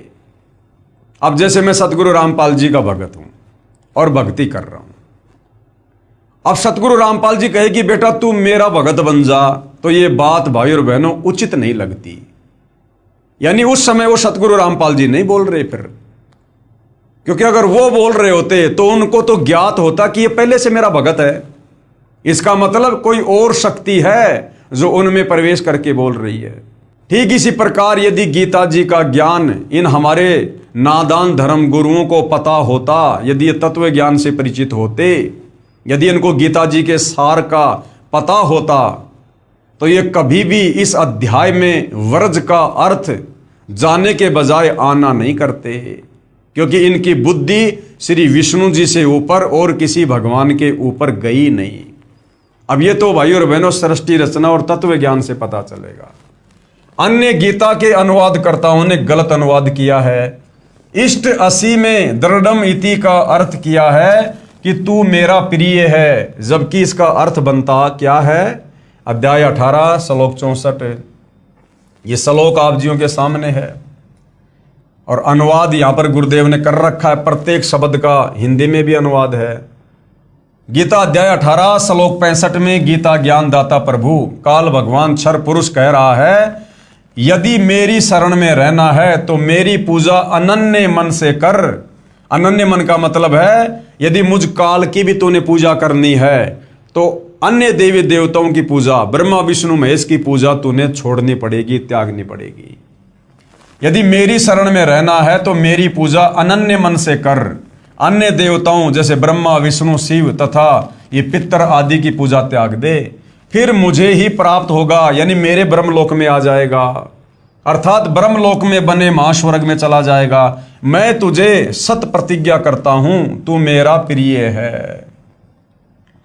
गीता अध्याय 18 श्लोक 66 में, यदि उस अद्वितीय अर्थात जिसकी तुलना में अन्य न हो, उस एक सर्वशक्तिमान सर्व ब्रह्मांडों के रचनहार सर्व के धारण पोषण करने वाले परमेश्वर की शरण में जाना है, तो मेरे स्तर की साधना यानी जो ओम नाम के जाप की कमाई तथा अन्य धार्मिक शास्त्र अनुकूल यज्ञ साधनाएं मुझ में छोड़ दे, जिससे तू मेरे ऋण से मुक्त हो जाएगा। और उस एकम का मतलब होता है अद्वितीय, जिसके बराबर कोई और ना हो, जिसका कोई सानी नहीं है, उसकी शरण में व्रज मानी जा। सर्व धर्मान परित्यज्य माम, सर्व धर्मानाम परित्यज्य माम। ये गीता जी का ज्ञान देने वाला काल ब्रह्म अर्जुन से क्या कह रहा है? सर्व धर्मानाम परित्यज्य माम, यानी मेरे स्तर की जितनी भी पूजा साधना है, जैसे मेरे ओम नाम की कमाई है, और इस लेवल के जितने भी धार्मिक यज्ञ अनुष्ठान तूने किए हैं, वो सब तू मुझे समर्पित कर दे, यानी मेरे स्तर की पूजा, काल तक की पूजा तू मुझे समर्पित कर दे। सर्व धर्मानाम परित्यज्य माम। फिर आगे क्या कहा है? एकम शरणम व्रज। एकम यानी अद्वितीय परमात्मा, जिसके बराबर और कोई नहीं है, मैं भी नहीं। एकम शरणम व्रज, उस अद्वितीय, उस एक पूर्ण ब्रह्म परमेश्वर परम अक्षर ब्रह्म की शरण में जा। व्रज का मतलब होता है जा। नादान धर्मगुरु ने व्रज का अर्थ कर दिया आ, जबकि गीता ज्ञानदाता कह रहा है कि एकम शरणम व्रज, उस एकम अद्वितीय परमेश्वर की शरण में जा। अहम तवा सर्व पापे भी मोक्षयामी माशुच, मैं तुझे सभी प्रकार के कर्मों के बंधनों से मुक्त कर दूंगा। अब गीता का अध्याय 18 श्लोक 66 तो ये कह रहा है, और हमारे नादान धर्म गुरु कह रहे हैं कि अर्जुन तू मेरी शरण में आ जा। अरे वो तो पहले से उसकी शरण में था मेरे भाई। तो तत्व ज्ञान के अभाव में श्री कृष्ण अर्थात विष्णु से ऊपर इन नादान धर्म गुरुओं को ज्ञान नहीं था कि कोई और भी परमात्मा है। अद्वितीय अर्थात जिसका कोई सानी नहीं है, उसकी शरण में जा। मैं तुझे सर्व पापों अर्थात काल के ऋणों से मुक्त कर दूंगा, तू चिंता मत कर। विशेष गीता के अन्य अनुवादकर्ताओं ने श्लोक 66 का अनुवाद गलत किया है, क्योंकि तत्व ज्ञान नहीं था। व्रज का अर्थ आना किया है, जबकि व्रज का अर्थ जाना होता है। कृपया वास्तविक अनुवाद निम्न पढ़िए। ये गीता जी अध्याय 18 श्लोक 66 है भाइयों और बहनों। सर्व धर्मानाम परित्यज्य माम, यानी ये काल कह रहा है कि मेरे लेवल की जितनी भी पूजा साधना है, ओम नाम की कमाई, धार्मिक यज्ञ अनुष्ठान, अर्जुन वो मेरे को समर्पित कर दे। सर्व धर्मान परित्यज्य माम। एकम शरणम व्रज, एकम यानी अद्वितीय परमात्मा, जिसके बराबर कोई दूसरा नहीं, परम अक्षर ब्रह्म कबीर देव, उसकी शरण में व्रज यानी जा। व्रज का मतलब होता है जा। अहम तवा सर्व पापे बे, मैं तुझे सभी प्रकार के पाप कर्मों से मोक्षयामी माशुच, तुझे माफ कर दूंगा मोक्ष प्राप्ति के लिए। अब यहां पर प्रत्येक शब्द का गुरुदेव ने हिंदी में अनुवाद भी किया है। माम यानी मेरी, सर्वधर्मानाम यानी संपूर्ण पूजाओं को, परित्यज्य यानी त्याग कर तू केवल, एकम यानी एक उस पूर्ण परमात्मा की, शरणम यानी शरण में, व्रज यानी जा, अहम यानी मैं, तवा यानी तुझे, सर्व पापे भे यानी संपूर्ण पापों से, मोक्षयामी यानी छुड़वा दूंगा, तू मां शुच यानी शोक मत कर, दुख मत मान। वास्तविक अर्थ तो ये है, लेकिन हमारे नादान धर्म गुरु तत्व ज्ञान के अभाव में श्री कृष्ण जी से ऊपर, श्री विष्णु जी से ऊपर किसी और भगवान को नहीं जान पाए। तो उनके मन में शंका हो गई कि भाई यहाँ भगवान श्री कृष्ण जी अपने से अन्य भला किसी और भगवान की शरण में जाने के लिए क्यों कह रहे हैं। वो और भगवान कौन है? अब इसका पता चलेगा सृष्टि रचना को पढ़ने से या सतगुरु रामपाल जी के सत्संग सुनने से, तत्व ज्ञान से। इसलिए सतगुरु रामपाल जी ने कहा है कि जब तक हमें तत्व ज्ञान नहीं होगा, और तत्व ज्ञान होगा तत्वदर्शी संत की शरण में आकर सत्संग सुनने से, तब तक हमारी आत्मा का कल्याण नहीं हो सकता, हमारी भक्ति शुरू भी नहीं हो सकती, शुरू भी। तो ये जितने भी आचार्य, शंकराचार्य, महंत, मंडलेश्वर, ये प्रेमानंद जी, धीरेन्द्र शास्त्री, देवकीनंदन ठाकुर, रितेश्वर जी महाराज, फलाना दिखना, या अन्य धर्मों के मुल्ला, मौलवी, पोप, पादरी, ये जितने भी धर्माचार्य हैं भाई और बहनों, ये तत्व ज्ञान से कोसों दूर हैं, कोसों दूर। ये लोग भक्ति नहीं कर रहे, ये लोग भक्ति के नाम पर बकवाद कर रहे हैं और खुद के साथ साथ अपने भक्तों के नरक की टिकट तैयार कर रहे हैं। आगे क्या लिखा है? ब्रह्म का साधक, ब्रह्म कौन? ये काल। ब्रह्म का साधक ब्रह्म को तथा पूर्ण ब्रह्म का साधक पूर्ण ब्रह्म को ही प्राप्त होता है। पूर्ण ब्रह्म कौन है? कबीर देव, परम अक्षर ब्रह्म।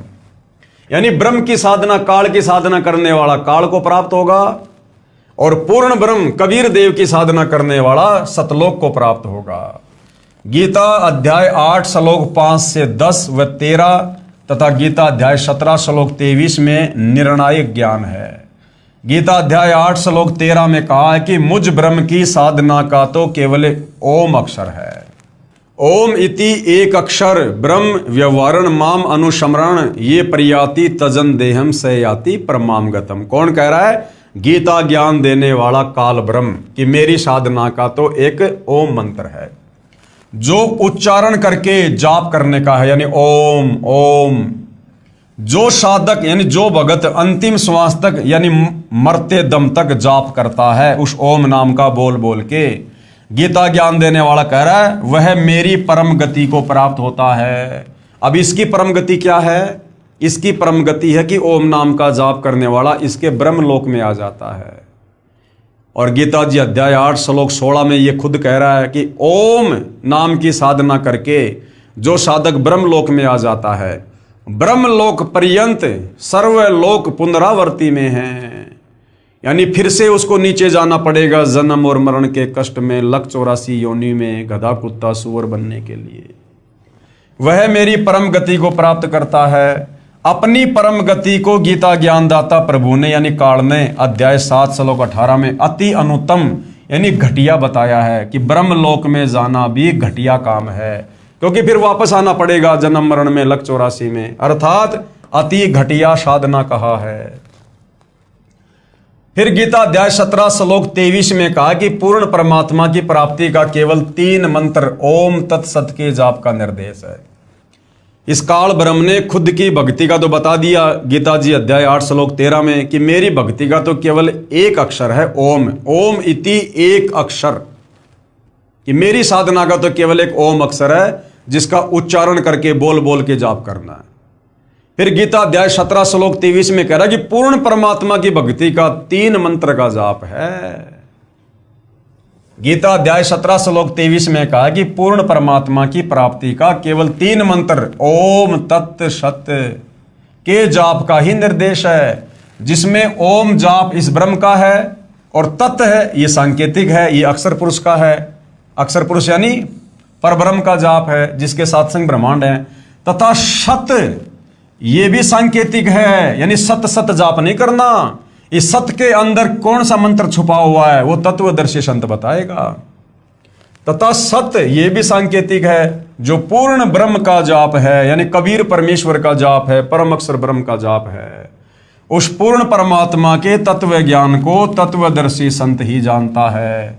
अब ये ओम तत् सत, ओम तो सीधा सीधा काल का, तत् और सत के अंदर कौन से और मंत्र छुपे हुए हैं, कहते इसको तो तत्वदर्शी संत ही जानता है। तो वर्तमान में सतगुरु रामपाल जी के अलावा ओम तत् सत का भेद पृथ्वी पर किसी के पास नहीं है। उससे प्राप्त कर मैं यानी गीता का ज्ञान देने वाला क्षर पुरुष काल भी नहीं जानता कि भैया ये तत्व और सत के विषय में अर्जुन मैं भी नहीं जानता, वो तो तत्वदर्शी संत ही बताएगा। गीता अध्याय 8 श्लोक 6 में कहा है कि यह विधान है कि अंत समय में भगत जिस भी भगवान का नाम जाप करता हुआ शरीर छोड़कर जाता है उसी को प्राप्त होता है। तो भाई जो काल तक की साधना करेगा ओम नाम की, तो मरने के बाद वो काल के ब्रह्मलोक में जाएगा। फिर यहीं लग 84 में जो ब्रह्मा विष्णु महेश की साधना करेगा, उनका नाम जाप करता हुआ मरेगा, वो इनके लोक में जाके उनका नौकर बनेगा। जो श्राद्ध निकालता हुआ, प्रेत पूजा करता हुआ मरेगा, वो इन पितरों के लोक में जाएगा, अर्थात दुर्गति जो की त्यों। और जो तत्वदर्शी संत से उपदेश प्राप्त करके 3 मंत्र का जाप करता हुआ शरीर छोड़ेगा, उसकी वृत्ति, उसकी सोच, उसकी लगन वही रहेगी सतलोक में। तो वो शरीर छोड़ने के बाद सीधा सतलोक में जाएगा, अर्थात पूर्ण मोक्ष होगा। गीता अध्याय 8 श्लोक 5 से 7 में कहा है कि जो अंत समय में मेरा सुमरण करता हुआ शरीर त्याग कर जाता है, कौन कहता है? ये गीता का ज्ञान देने वाला ब्रह्म काल, वह मेरे यानी ब्रह्म के भाव में भावित रहता है। फिर कभी मनुष्य जन्म होता है तो वह साधक अपनी साधना ब्रह्म से ही प्रारंभ करता है, उसका स्वभाव वैसा ही हो जाता है। ठीक ही इसी का प्रमाण गीता अध्याय 16 तथा 17 में भी है कि जो साधक पूर्व जन्म में जैसी भी साधना करके आया है, अगले जन्म में भी स्वभाववश वैसी ही साधना करता है। तो भाइयों और बहनों, वर्तमान में जैसे हम भाई बहन तत्वदर्शी सतगुरु रामपाल जी की शरण में आकर शत भक्ति कर रहे हैं, तो आप और हम पहली बार नहीं आए इस मार्ग में। हम युगों युगों से यही साधना करते हुए आ रहे हैं। जो आज हमने तुरंत सतगुरु रामपाल जी के सत्संगों को सुनकर या उनकी पुस्तकों को पढ़कर हमने इस तत्व ज्ञान को हृदय से लगा लिया, स्वीकार कर लिया, क्योंकि हम युगों युगों से इस परमेश्वर के आशीर्वाद से इन्हीं की शरण में रहकर भक्ति करते आ रहे हैं, लेकिन अपनी किसी कमजोरी के चलते हम पार नहीं हो पा रहे। तो पिछले जन्म में साधक जो साधना करता हुआ प्राण त्यागता है, अगले जन्म में स्वभाववश वो उसी साधना को पुनः शुरू करता है। जिस प्रकार आप जी ने किसी के नाम का कोई लेटर लिखना है, आप रात्रि में लेटर लिखने लगे और आपने 2 पेज लिख दिए और फिर आप सो गए। अगले दिन सुबह उठोगे तो आप कहाँ से लिखना शुरू करोगे? शुरू से या फिर 2 पेज आगे से? आप 2 पेज आगे से ही लिखना शुरू करोगे। इसी प्रकार जो साधक पूर्व जन्म में जो साधना करता है, अगले जन्म में स्वभाववश जब तक उसको तत्वदर्शी संत नहीं मिलता तब तक वो वही साधना करता है। गीता जी अध्याय 8 श्लोक नंबर 7 में कहा है कि सब समय में मेरा सुमरण कर तथा युद्ध भी कर, निसंदेह मुझको ही प्राप्त होगा। फिर गीता अध्याय 8 श्लोक 8 से 10 तक में स्पष्ट किया है कि जो साधक अनन्य मन से परमेश्वर के नाम का जाप करता है। अब भाइयों और बहनों, गीता जी अध्याय 8 श्लोक नंबर 9 में कबीर परमात्मा का साफ साफ कवि नाम लिखा हुआ है। साफ साफ कवि नाम लिखा हुआ है कबीर परमेश्वर का। तो गीता जी अध्याय 8 श्लोक नंबर 8 से 10 तक में स्पष्ट किया है कि जो साधक अनन्य मन से यानी जो भगत तत्वदर्शी संत की शरण में आकर अनन्य मन से यानी अन्य सभी देवी देवताओं की काल की पूजा छोड़कर और परमेश्वर के नाम का जाप करता है, तो उस अध्याय में साक्षात परमेश्वर का नाम लिखा हुआ है गीता जी अध्याय 8 श्लोक नंबर 9 में कि जो परमेश्वर के नाम का जाप करता है वह सदा उसी को सुमरण करने वाला परम दिव्य पुरुष याति उस परम दिव्य पुरुष अर्थात परमेश्वर पूर्ण ब्रह्म को कबीर देव को प्राप्त होता है। अध्याय 8 श्लोक 8। जो साधक अनादि सर्व के नियंता सूक्ष्म से अति सूक्ष्म सबके धारण पोषण करने वाले सूर्य की तरह स्वयं प्रकाशित अर्थात तेजो में शरीर युक्त अज्ञान रूप अंधकार से परे, ये देखो लिखा हुआ है कवीम अध्याय 8 श्लोक नंबर 9 में परमेश्वर जी का नाम लिखा हुआ है कवीम अर्थात कबीर देव सच्चिदानंद घन ब्रह्म परमेश्वर का सुमरण करता है। वह भक्ति युक्त साधक 3 मंत्र के जाप की साधना की शक्ति यानी नाम जाप की कमाई से अंत समय में शरीर त्याग कर जाते समय त्रिकुटी पर पहुंचकर अभ्यासवश सार नाम का सुमरण करता हुआ उस दिव्य पुरुष अर्थात तेजोमय अर्थात साकार परम पुरुष परमेश्वर को ही प्राप्त होता है। अध्याय 8 श्लोक नंबर 10 का ये सारांश है। यानी जैसी भक्ति हम इस पृथ्वी पर शास्त्रों के विरुद्ध या शास्त्रों के अनुसार तत्वदर्शी संत की शरण में आकर या इन तत्व ज्ञानहीन संतों की शरण में आकर जैसी भक्ति साधना इस मनुष्य शरीर में हम यहां करेंगे, अंत समय में प्राण त्यागने के बाद हम उसी को प्राप्त होंगे। आगे लिखा है ब्रह्म, ब्रह्म यानी ये काल, जिसको क्षर पुरुष भी कहते हैं। क्षर का मतलब होता है नाशवान और पुरुष यानी भगवान। तो ब्रह्म यानी क्षर पुरुष की साधना अनुत्तम यानी घटिया है। गीता जी अध्याय 2 श्लोक 12 तथा अध्याय 4 श्लोक 5 तथा अध्याय 7 श्लोक 18 में कहा कि मैं यानी गीता का ज्ञान देने वाला काल ब्रह्म नाशवान हूं, मैं अविनाशी नहीं हूं अर्जुन, मेरी जन्म और मृत्यु होती है। तो भाई ये गीता जी अध्याय 2 श्लोक 12 और 4 के 5 और 9 में आपका गीता ज्ञान दाता भगवान खुद कह रहा कि मैं तो नाशवान हूं, मैं अविनाशी नहीं हूं, मेरी जन्म और मृत्यु होती है। तो भाई जो भाई बहन गीता का ज्ञान दाता श्री कृष्ण अर्थात विष्णु को मानते हैं, तो भी आप लोगों ने मानना पड़ेगा इस अध्याय के अनुसार कि आपके विष्णु और आपके श्री कृष्ण जी भी नाशवान है, जन्म और मरण में हैं। और यदि गीता ज्ञान दाता को इस काल ब्रह्म को मानता है जो वास्तव में गीता का ज्ञान दे रहा है, तो भी आपने मानना पड़ेगा कि ये 21 ब्रह्मांड का स्वामी, ब्रह्मा विष्णु महेश का पिता, दुर्गा का पति काल भी नाशवान है, इसके भी जन्म और मरण होते हैं। गीता अध्याय 2 श्लोक 12 तथा अध्याय 4 श्लोक 5 तथा 7 श्लोक 18 में कहा है कि मैं गीता ज्ञान दाता नाशवान हूं, जन्म मृत्यु मेरी तथा तेरी सदा होती रहेगी, केवल किया हुआ कर्म ही प्राप्त होगा, मोक्ष नहीं होता। मेरी साधना यानी काल की साधना करने वाले भले ही उद्धार साधक है यानी बहुत अच्छे लोग हैं, परंतु वे भी मेरी अति घटिया यानी ओम नाम की अति घटिया अनुतमाम साधना में ही व्यस्त हैं। ये गीता अध्याय 7 श्लोक 18 में खुद कह रहा है कि मेरी साधना भी अनुतमाम यानी घटिया है, क्योंकि ओम नाम की साधना से भी पूर्ण मोक्ष नहीं है, ब्रह्मलोक से फिर वापस जन्म मरण में लक 84 में कर्मदंड भोगना ही पड़ेगा। इसलिए काल अपनी साधना ओम नाम की साधना को अध्याय 7 श्लोक 18 में घटिया बता रहा है। इसलिए गीता अध्याय 18 श्लोक 62, 64, 66 में कहा है कि उस परमेश्वर की शरण में जा। अगर पूर्ण मोक्ष चाहिए, जन्म मरण से छुटकारा चाहिए, गधे कुत्ते सुअर लक 84 योनि से छुटकारा चाहिए, तो गीता ज्ञान देने वाला काल ब्रह्म कह रहा कि अर्जुन तू उस परमेश्वर की शरण में जा। गीता अध्याय 8 श्लोक 9 में जिसका नाम लिखा हुआ है कवीम यानी कबीर परमेश्वर सच्चिदानंद घन ब्रह्म, तथा मेरा पूज्य देव भी वही है। और अर्जुन मेरा इष्ट देव, मेरा पूज्य देव भी वही परम अक्षर ब्रह्म कबीर देव है।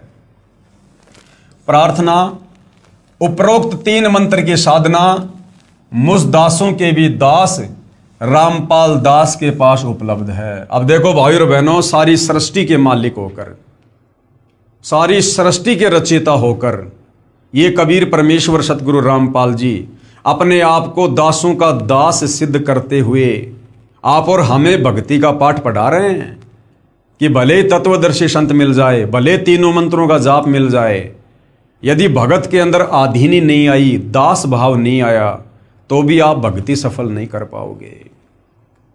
तो परमेश्वर यहां पर आप और हमें शिक्षा दे रहे हैं कि भगत ने भक्ति मार्ग पर अहंकार या मान बढ़ाई से कोसों दूर रहना चाहिए, अपने आप को पैर का रोड़ा घास का तिनका समझना चाहिए। जो स्वयं पूर्ण परमात्मा कबीर देव ने अपनी आत्माओं पर रहम दया करके प्रदान की है, क्योंकि अब बिचली पीढ़ी यानी मध्य वाली पीढ़ी चल रही है, क्योंकि कलयुग के प्रारंभ में यानी कलयुग की शुरुआत में अपने पूर्वज अशिक्षित थे। उस समय परमेश्वर के तत्व ज्ञान को नकली संतों, गुरुओं, महंतों तथा आचार्यों ने ऊपर नहीं आने दिया। 650 साल पहले कलयुग का प्रथम चरण था, प्रथम पीढ़ी थी। यही कबीर परमात्मा सतगुरु रामपाल जी स्वयं अपने वास्तविक वैदिक नाम कबीर नाम से आए, लेकिन हमारे नादान धर्म गुरुओं ने उनको अनपढ़ कहकर, जुलाहा कहकर, धानक कहकर कि ये क्या जाने शास्त्रों को, ये क्या जाने संस्कृत भाषा को, ये तो अनपढ़ है, ये कहकर हम अनपढ़ लोगों को भक्ति मार्ग से डगमग कर दिया, विचलित कर दिया, हमें परमेश्वर की शरण में नहीं जाने दिया। जिस कारण से हम मोक्ष प्राप्त नहीं करवा पाए। परंतु वर्तमान का समय बिचली पीढ़ी का समय है। यह समय परमात्मा ने भक्ति का पहले से निर्धारित किया हुआ था। इस समय परमात्मा ने सबको शिक्षित करना था, ताकि पिछली गलती इन नादान धर्मगुरु साधु संत महात्माओं के बहकावे में आकर आप और हम अब ना कर दें।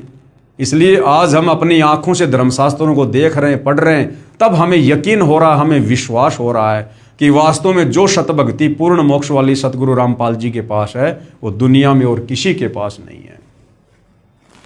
उस समय यानी 650 साल पहले कलयुग के प्रथम चरण में तत्व ज्ञान को नकली संतों, गुरुओं, महंतों तथा आचार्यों ने ऊपर नहीं आने दिया।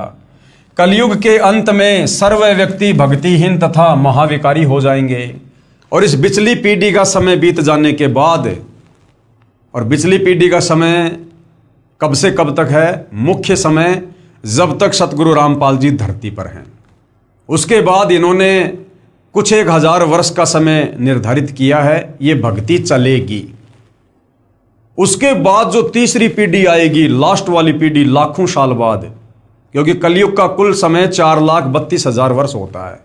अभी कलयुग केवल 5,000 के आसपास बीता है, तो अभी तो 4,00,000 और 25-26,000 वर्ष कलयुग बीतना बाकी है। तो लाखों वर्ष बाद ये कलयुग की तीसरी पीढ़ी शुरू होगी, लास्ट का समय शुरू होगा।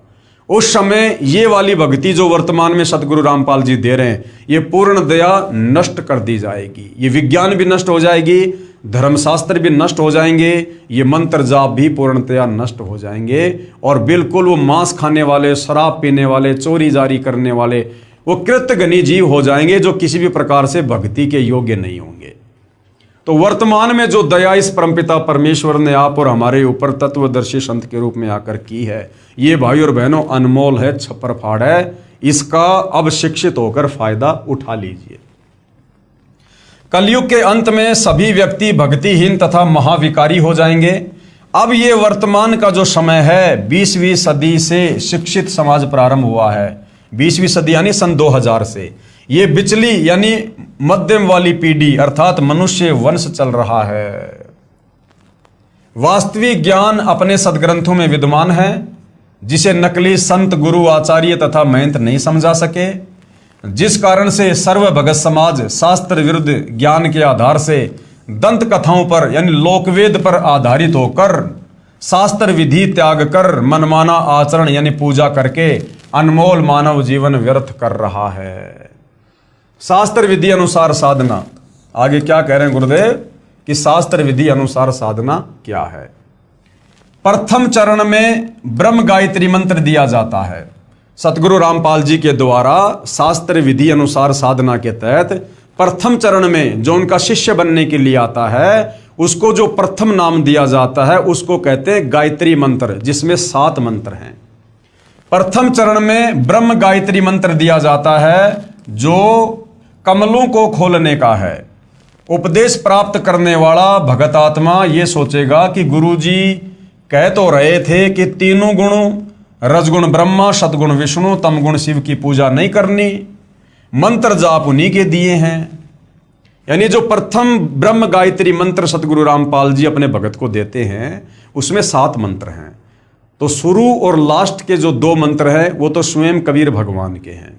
बीच में जो 5 मंत्र हैं वो श्री ब्रह्मा और शांवत्री का, श्री गणेश जी का, श्री विष्णु और लक्ष्मी जी का, दुर्गा जी का, शंकर और पार्वती जी का है। तो इतना सब कुछ ज्ञान समझकर फिर भगत सोचेगा कि सतगुरु रामपाल जी महाराज जी तो हमें देवी देवताओं की, ब्रह्मा विष्णु महेश की भक्ति तो गीता अध्याय 7 श्लोक नंबर 12 से 15, 20 से 23 दिखाकर मना करते हैं कि हमने तो ब्रह्मा विष्णु महेश की भक्ति करनी नहीं है, पूजा करनी नहीं है, और मंत्र हमें उन्हीं के दे रहे हैं।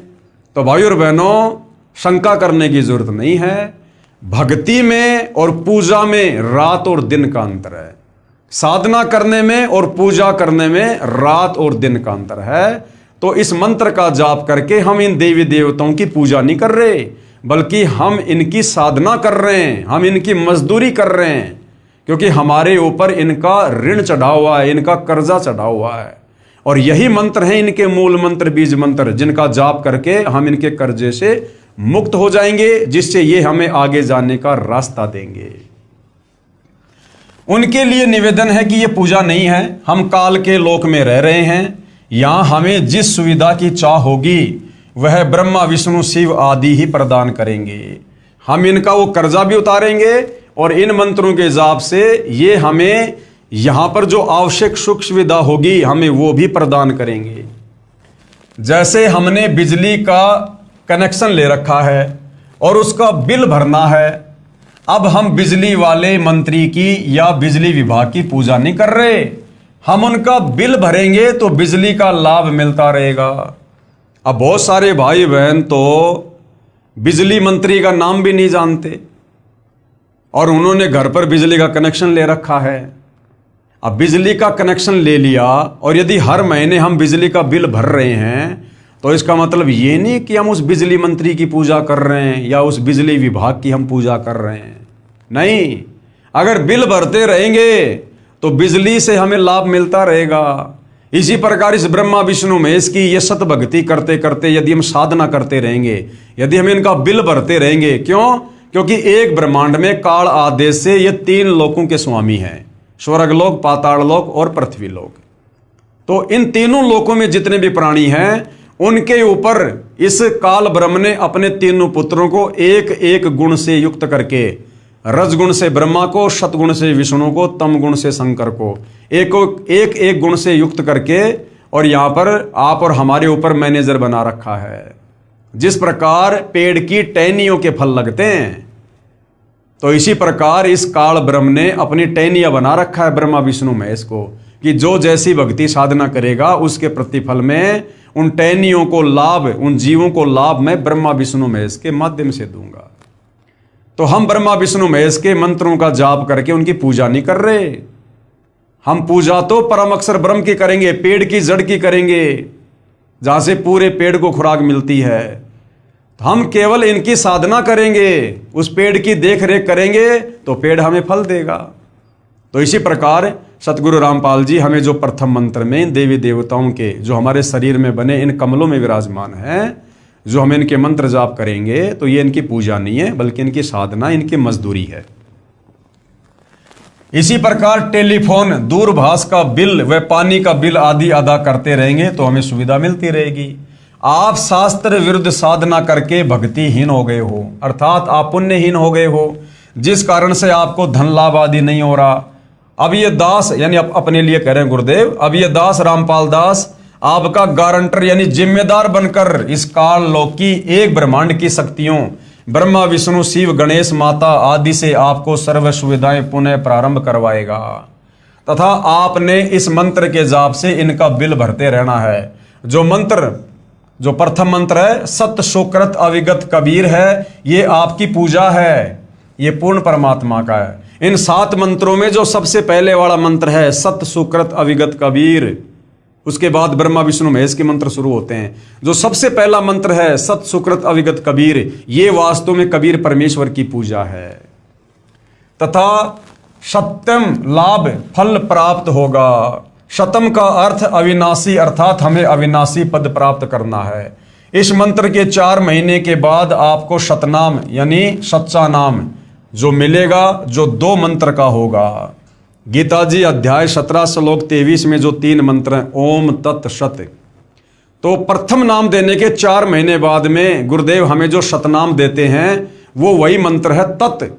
ओम तत् सत में वो जो तत् है जो अक्षर पुरुष का मंत्र है, लेकिन वो संकेत में है। तो अब गुरुदेव भगवान हमें दूसरे मंत्र सतनाम के रूप में उस तत् के रूप में छुपे हुए 2 मंत्र देंगे, जिसको शतनाम की संज्ञा दी गई है। तो प्रथम मंत्र के 4 महीने बाद फिर हमारे को शतनाम यानी वो तत् मंत्र दिया जाता है। उसके 4 महीने बाद आपको शतनाम यानी सच्चा नाम और मिलेगा, जो 2 मंत्र का होगा। उसका 1 मंत्र काल के 21 ब्रह्मांड का ऋण उतारने का है। उसकी कमाई करके हमने ब्रह्म यानी क्षर पुरुष अर्थात काल का ऋण उतारना है। फिर ये काल हमें सर्व पापों से मुक्त कर देगा। सर्व धर्मान परित्यज्य माम एकम शरणम व्रज, अध्याय 18 श्लोक नंबर 62 के अनुसार। उसके बाद तम एवं शरणम गच्छ सर्व भावेन भारत, तत् प्रसादात प्राम शांतिम स्थानम प्रापेशी शाश्वतम। अनुवाद, हे भारत, हे अर्जुन, तू सब प्रकार से उस अज्ञान अंधकार में छुपे हुए परमेश्वर की ही शरण में जा। उस परमेश्वर की कृपा से ही तू परम शांति को तथा सदा रहने वाला सत स्थान सतलोक धाम प्राप्त करेगा। लास्ट में बिल्कुल निष्कर्ष दे दिया। गीता जी अध्याय 18 श्लोक 66, ये गीता जी का लास्ट का अध्याय और लास्ट का मंत्र है। इसमें काल भगवान ने पूरा ज्ञान देकर, अपनी साधना समझाकर, ब्रह्मा विष्णु महेश की साधना को समझाकर, फिर अपनी साधना को अध्याय 17 श्लोक 18 में घटिया बताकर, अध्याय 7 श्लोक 12 से 15 में ब्रह्मा विष्णु महेश की साधना ना करने को कहकर, अध्याय 18 से श्लोक 62, 63, 64, 65, 66 में निर्णायक ज्ञान दे दिया। और अब ये लास्ट का अध्याय है, गीता जी का लास्ट का ये श्लोक है, अध्याय 18 श्लोक 66। इसमें बिल्कुल क्लियर कर दिया उसने कि सर्व धर्मान परित्यज्य माम, कि अर्जुन मेरे स्तर की पूजा पाठ का लाभ मुझे दे दे और एकम शरणम व्रज, उस अद्वितीय परमात्मा जिसके बराबर कोई और नहीं है, परम अक्षर ब्रह्म कबीर देव, उसकी शरण में जा। अहम तवा सर्व पापेबे, मैं तेरे हर प्रकार के पाप कर्मों को माफ कर दूंगा, तू चिंता मत कर। अनुवाद, मेरी संपूर्ण पूजाओं को त्याग कर तू एक उस पूर्ण परमात्मा की शरण में जा, मैं तुझे संपूर्ण पापों से छुड़वा दूंगा, तू शोक मत कर। उपरोक्त श्लोक का भावार्थ है कि काल यानी ब्रह्म अर्थात क्षर पुरुष कह रहा है कि अर्जुन तू मेरी शरण में रहना चाहता है तो जन्म तथा मृत्यु बनी रहेगी। यदि परम शांति तथा सतलोक जाना चाहता है तो उस पूर्ण परमात्मा की शरण में चला जा। उसके लिए सर्व धार्मिक पूजाएं अर्थात सतनाम के प्रथम मंत्र के जाप की कमाई यानी ओम नाम की कमाई मुझ में छोड़कर फिर सर्व भाव से उस एक सर्वशक्तिमान अर्थात जिसके बराबर दूसरा ना हो उस अद्वितीय परमेश्वर यानी कबीर परमेश्वर परम अक्षर ब्रह्म की शरण में चला जा। फिर मैं तुझे सभी पापों यानी ऋणों से मुक्त कर दूंगा, तू चिंता मत कर। तथा सतनाम के दूसरे मंत्र की कमाई हम पर ब्रह्म अर्थात अक्षर पुरुष को छोड़ देंगे, क्योंकि हमने अक्षर पुरुष के लोक से होकर यानी सात संग ब्रह्मांडों से होकर सतलोक जाना है, उसका किराया देना है। फिर तीसरा मंत्र जो शत है ओम तत् शत, फिर तीसरा मंत्र शत शब्द अर्थात सारनाम मिलेगा जो सतलोक में स्थायित्व प्राप्त करवाएगा। यदि कोई व्यक्ति विदेश गया हो, वहां उस पर सरकार का ऋण हो, फिर वापस स्वदेश आना चाहेगा तो उसे पहले उस देश के ऋण से मुक्ति लेनी होगी। अब काल का हमारे ऊपर क्या ऋण है भाई और बहनों? कोई भाई सोचे भाई काल का क्या ऋण है? भाई इस काल में सतलोक में 70 युग एक बार, फिर 70 युग एक बार, फिर 64 युग एक बार, इस प्रकार 3 बार घोर तप करके इसने परमात्मा से 21 ब्रह्मांड 5 तत्व और 3 गुण ये जो है ये प्राप्त किए। और हम सभी आत्माएं इस काल के ऊपर आसक्त होकर और पतिव्रता पद से गिरकर अपने परमपिता परमेश्वर कबीर साहिब के दिल से उतरकर हम इस काल के 21 ब्रह्मांडों में यहां आ गए। अब 21 ब्रह्मांड में आने के बाद भाई और बहनों यहां आप और हमें जो भी सुख सुविधा मिल रही है, विशेषकर इस मनुष्य योनि में हमें सूर्य से ऊर्जा मिल रही है, हमें इस 21 ब्रह्मांड में हवा मिल रही है, हमें यहाँ पर खाने के लिए तरह तरह के फल फ्रूट मिल रहे हैं, काजू किशमिश मेवे मिल रहे हैं, जो ज्वार बाजरा तरह तरह की साग सब्जियां मिल रही हैं। साथ में हम दुनिया भर की सुविधा यहाँ प्राप्त कर रहे हैं। जैसे वर्तमान समय में ये कलयुग है, ये विज्ञान का युग है। इस समय हम एरोप्लेन है, हेलीकॉप्टर है, इंटरनेट है, मोबाइल है, टीवी है, यानी जो भी सुख सुविधा हम काल के 21 ब्रह्मांड में युगों युगों से प्राप्त कर रहे हैं, ये 21 ब्रह्मांड इस काल ने परमात्मा से तप करके प्राप्त किए हैं। ये 21 ब्रह्मांड इस काल इस क्षर पुरुष की अमानत है और हम इसके 21 ब्रह्मांड में जो भी सुविधा ले रहे हैं उस सुविधा के बदले हमारे ऊपर ऋण चढ़ रहा है, कर्जा चढ़ रहा है। तो इस प्रकार से ये कह रहा कि अर्जुन मेरे लेवल की जितनी भी भक्ति साधना है, ओम नाम की कमाई, धार्मिक यज्ञ, उनकी पूजा तू मुझे दे दे, तू मेरा ऋण उतार दे, तेरा ऋण उतर जाएगा। और ऋण कब उतरेगा? जब ओम नाम की कमाई और धार्मिक अनुष्ठान यानी 5 यज्ञ हम तत्वदर्शी संत की शरण में आकर उनके बताए अनुसार विधि पूर्वक करेंगे। बाकी आप अकेले या किसी भी नकली गुरु की शरण में आकर कितना ही ओम ओम का जाप करते रहो पूरी जिंदगी, कभी भी इसका कर्जा नहीं उतार पाओगे। तो तत्वदर्शी संत की शरण में आकर जब हम इस काल के लेवल की भक्ति करेंगे, ब्रह्म साधना, उससे इसका कर्जा उतर जाएगा, कुछ एक्स्ट्रा ही हमारे पास में रहेगा। तब ये कह रहा कि सर्व धर्मान परित्यज्य माम एकम शरणम व्रज अहम तवा सर्व पापे भी मोक्षयामि मा शुच, मैं तुझे सभी प्रकार के कर्म बंधनों से मुक्त कर दूंगा। फिर नो ड्यूज सर्टिफिकेट, ऋण मुक्त प्रमाण पत्र प्राप्त करना होगा, तब उसका वापस आने का पासपोर्ट बनेगा। कहां? सतलोक जाने का, नहीं तो उसे वापस नहीं आने दिया जाएगा। इसी प्रकार आप इस काल के लोक में शास्त्र विरुद्ध साधना करके भक्तिहीन होकर ऋणी हो गए हो। पहले आपको शाहूकार बनाया जाएगा, उसके लिए कबीर साहिब या कबीर साहिब ने मुझदास यानी सतगुरु रामपाल जी कह रहे हैं कि मुझदास संत रामपाल दास को अपना प्रतिनिधि यानी रिप्रेजेंटेटिव बनाकर भेजा है। अब यहाँ गुरुदेव अपने आप को छुपा रहे हैं भाई और बहनों, क्योंकि जब तक हम अध्यात्म को अच्छे से नहीं समझेंगे तब तक हम गुरु को और परमात्मा को अलग अलग मान के चलते हैं। जबकि परमात्मा जी कहते हैं गुरु और गोविंद दो नहीं भाई, जब तक दो समझेगा वो दोजक में यानी नरक में जाएगा। यदि तत्वदर्शी संत की शरण में आने के बाद और उनसे कंप्लीट तत्व ज्ञान लेने के बाद यदि हम अपने गुरु को परमात्मा ना मानकर और कबीर जी का भेजा हुआ कोई प्रतिनिधि मानते रहे तो भी हम तत्वदर्शी संत की भक्ति करते करते नरक में ही जाएंगे। तो अंत में हमने एकमात्र अपने गुरुदेव सतगुरु रामपाल जी यानी तत्वदर्शी संत को ही अपना पूज्य देव मानकर, इष्ट देव मानकर हमने उनकी भक्ति करनी होती है।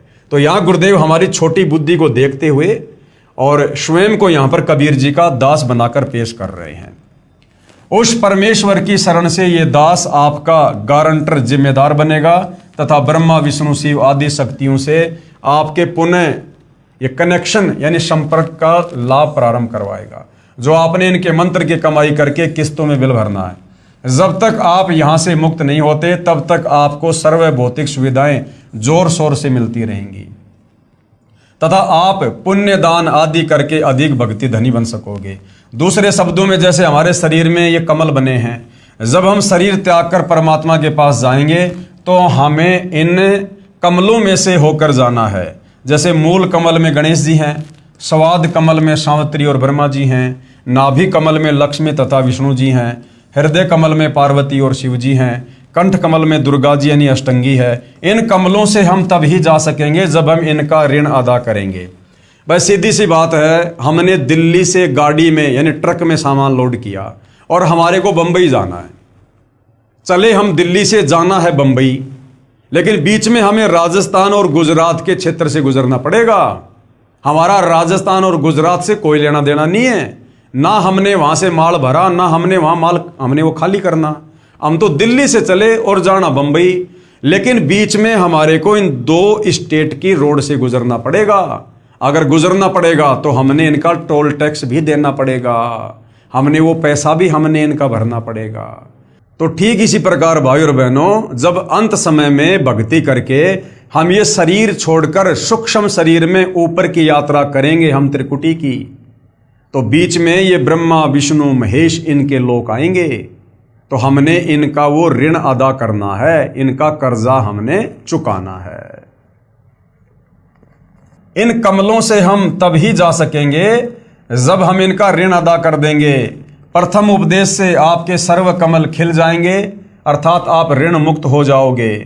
जब आप अंत समय में शरीर छोड़कर चलोगे तो आपका रास्ता साफ मिलेगा, अर्थात आपके सर्व ऋण मुक्त प्रमाण पत्र तैयार मिलेगा।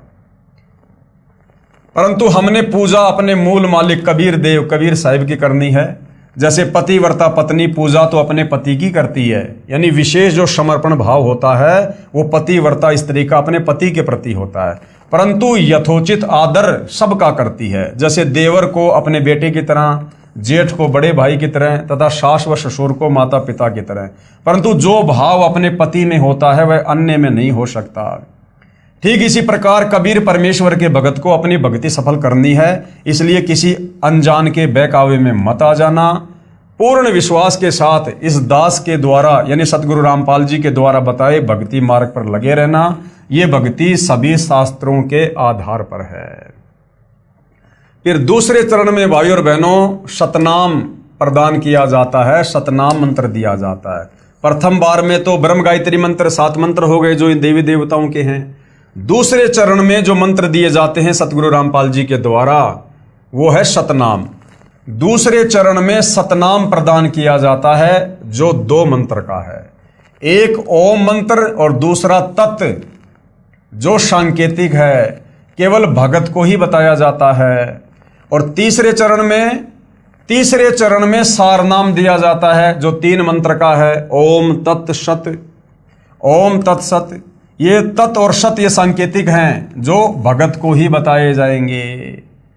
इस प्रकार सार नाम जो 3 मंत्र का बन जाएगा उसके सुमरण अभ्यास से साधक यानी भगत परम दिव्य पुरुष अर्थात परमेश्वर कबीर देव को प्राप्त होगा तथा सतलोक में परम शांति अर्थात पूर्ण मोक्ष को प्राप्त हो जाएगा।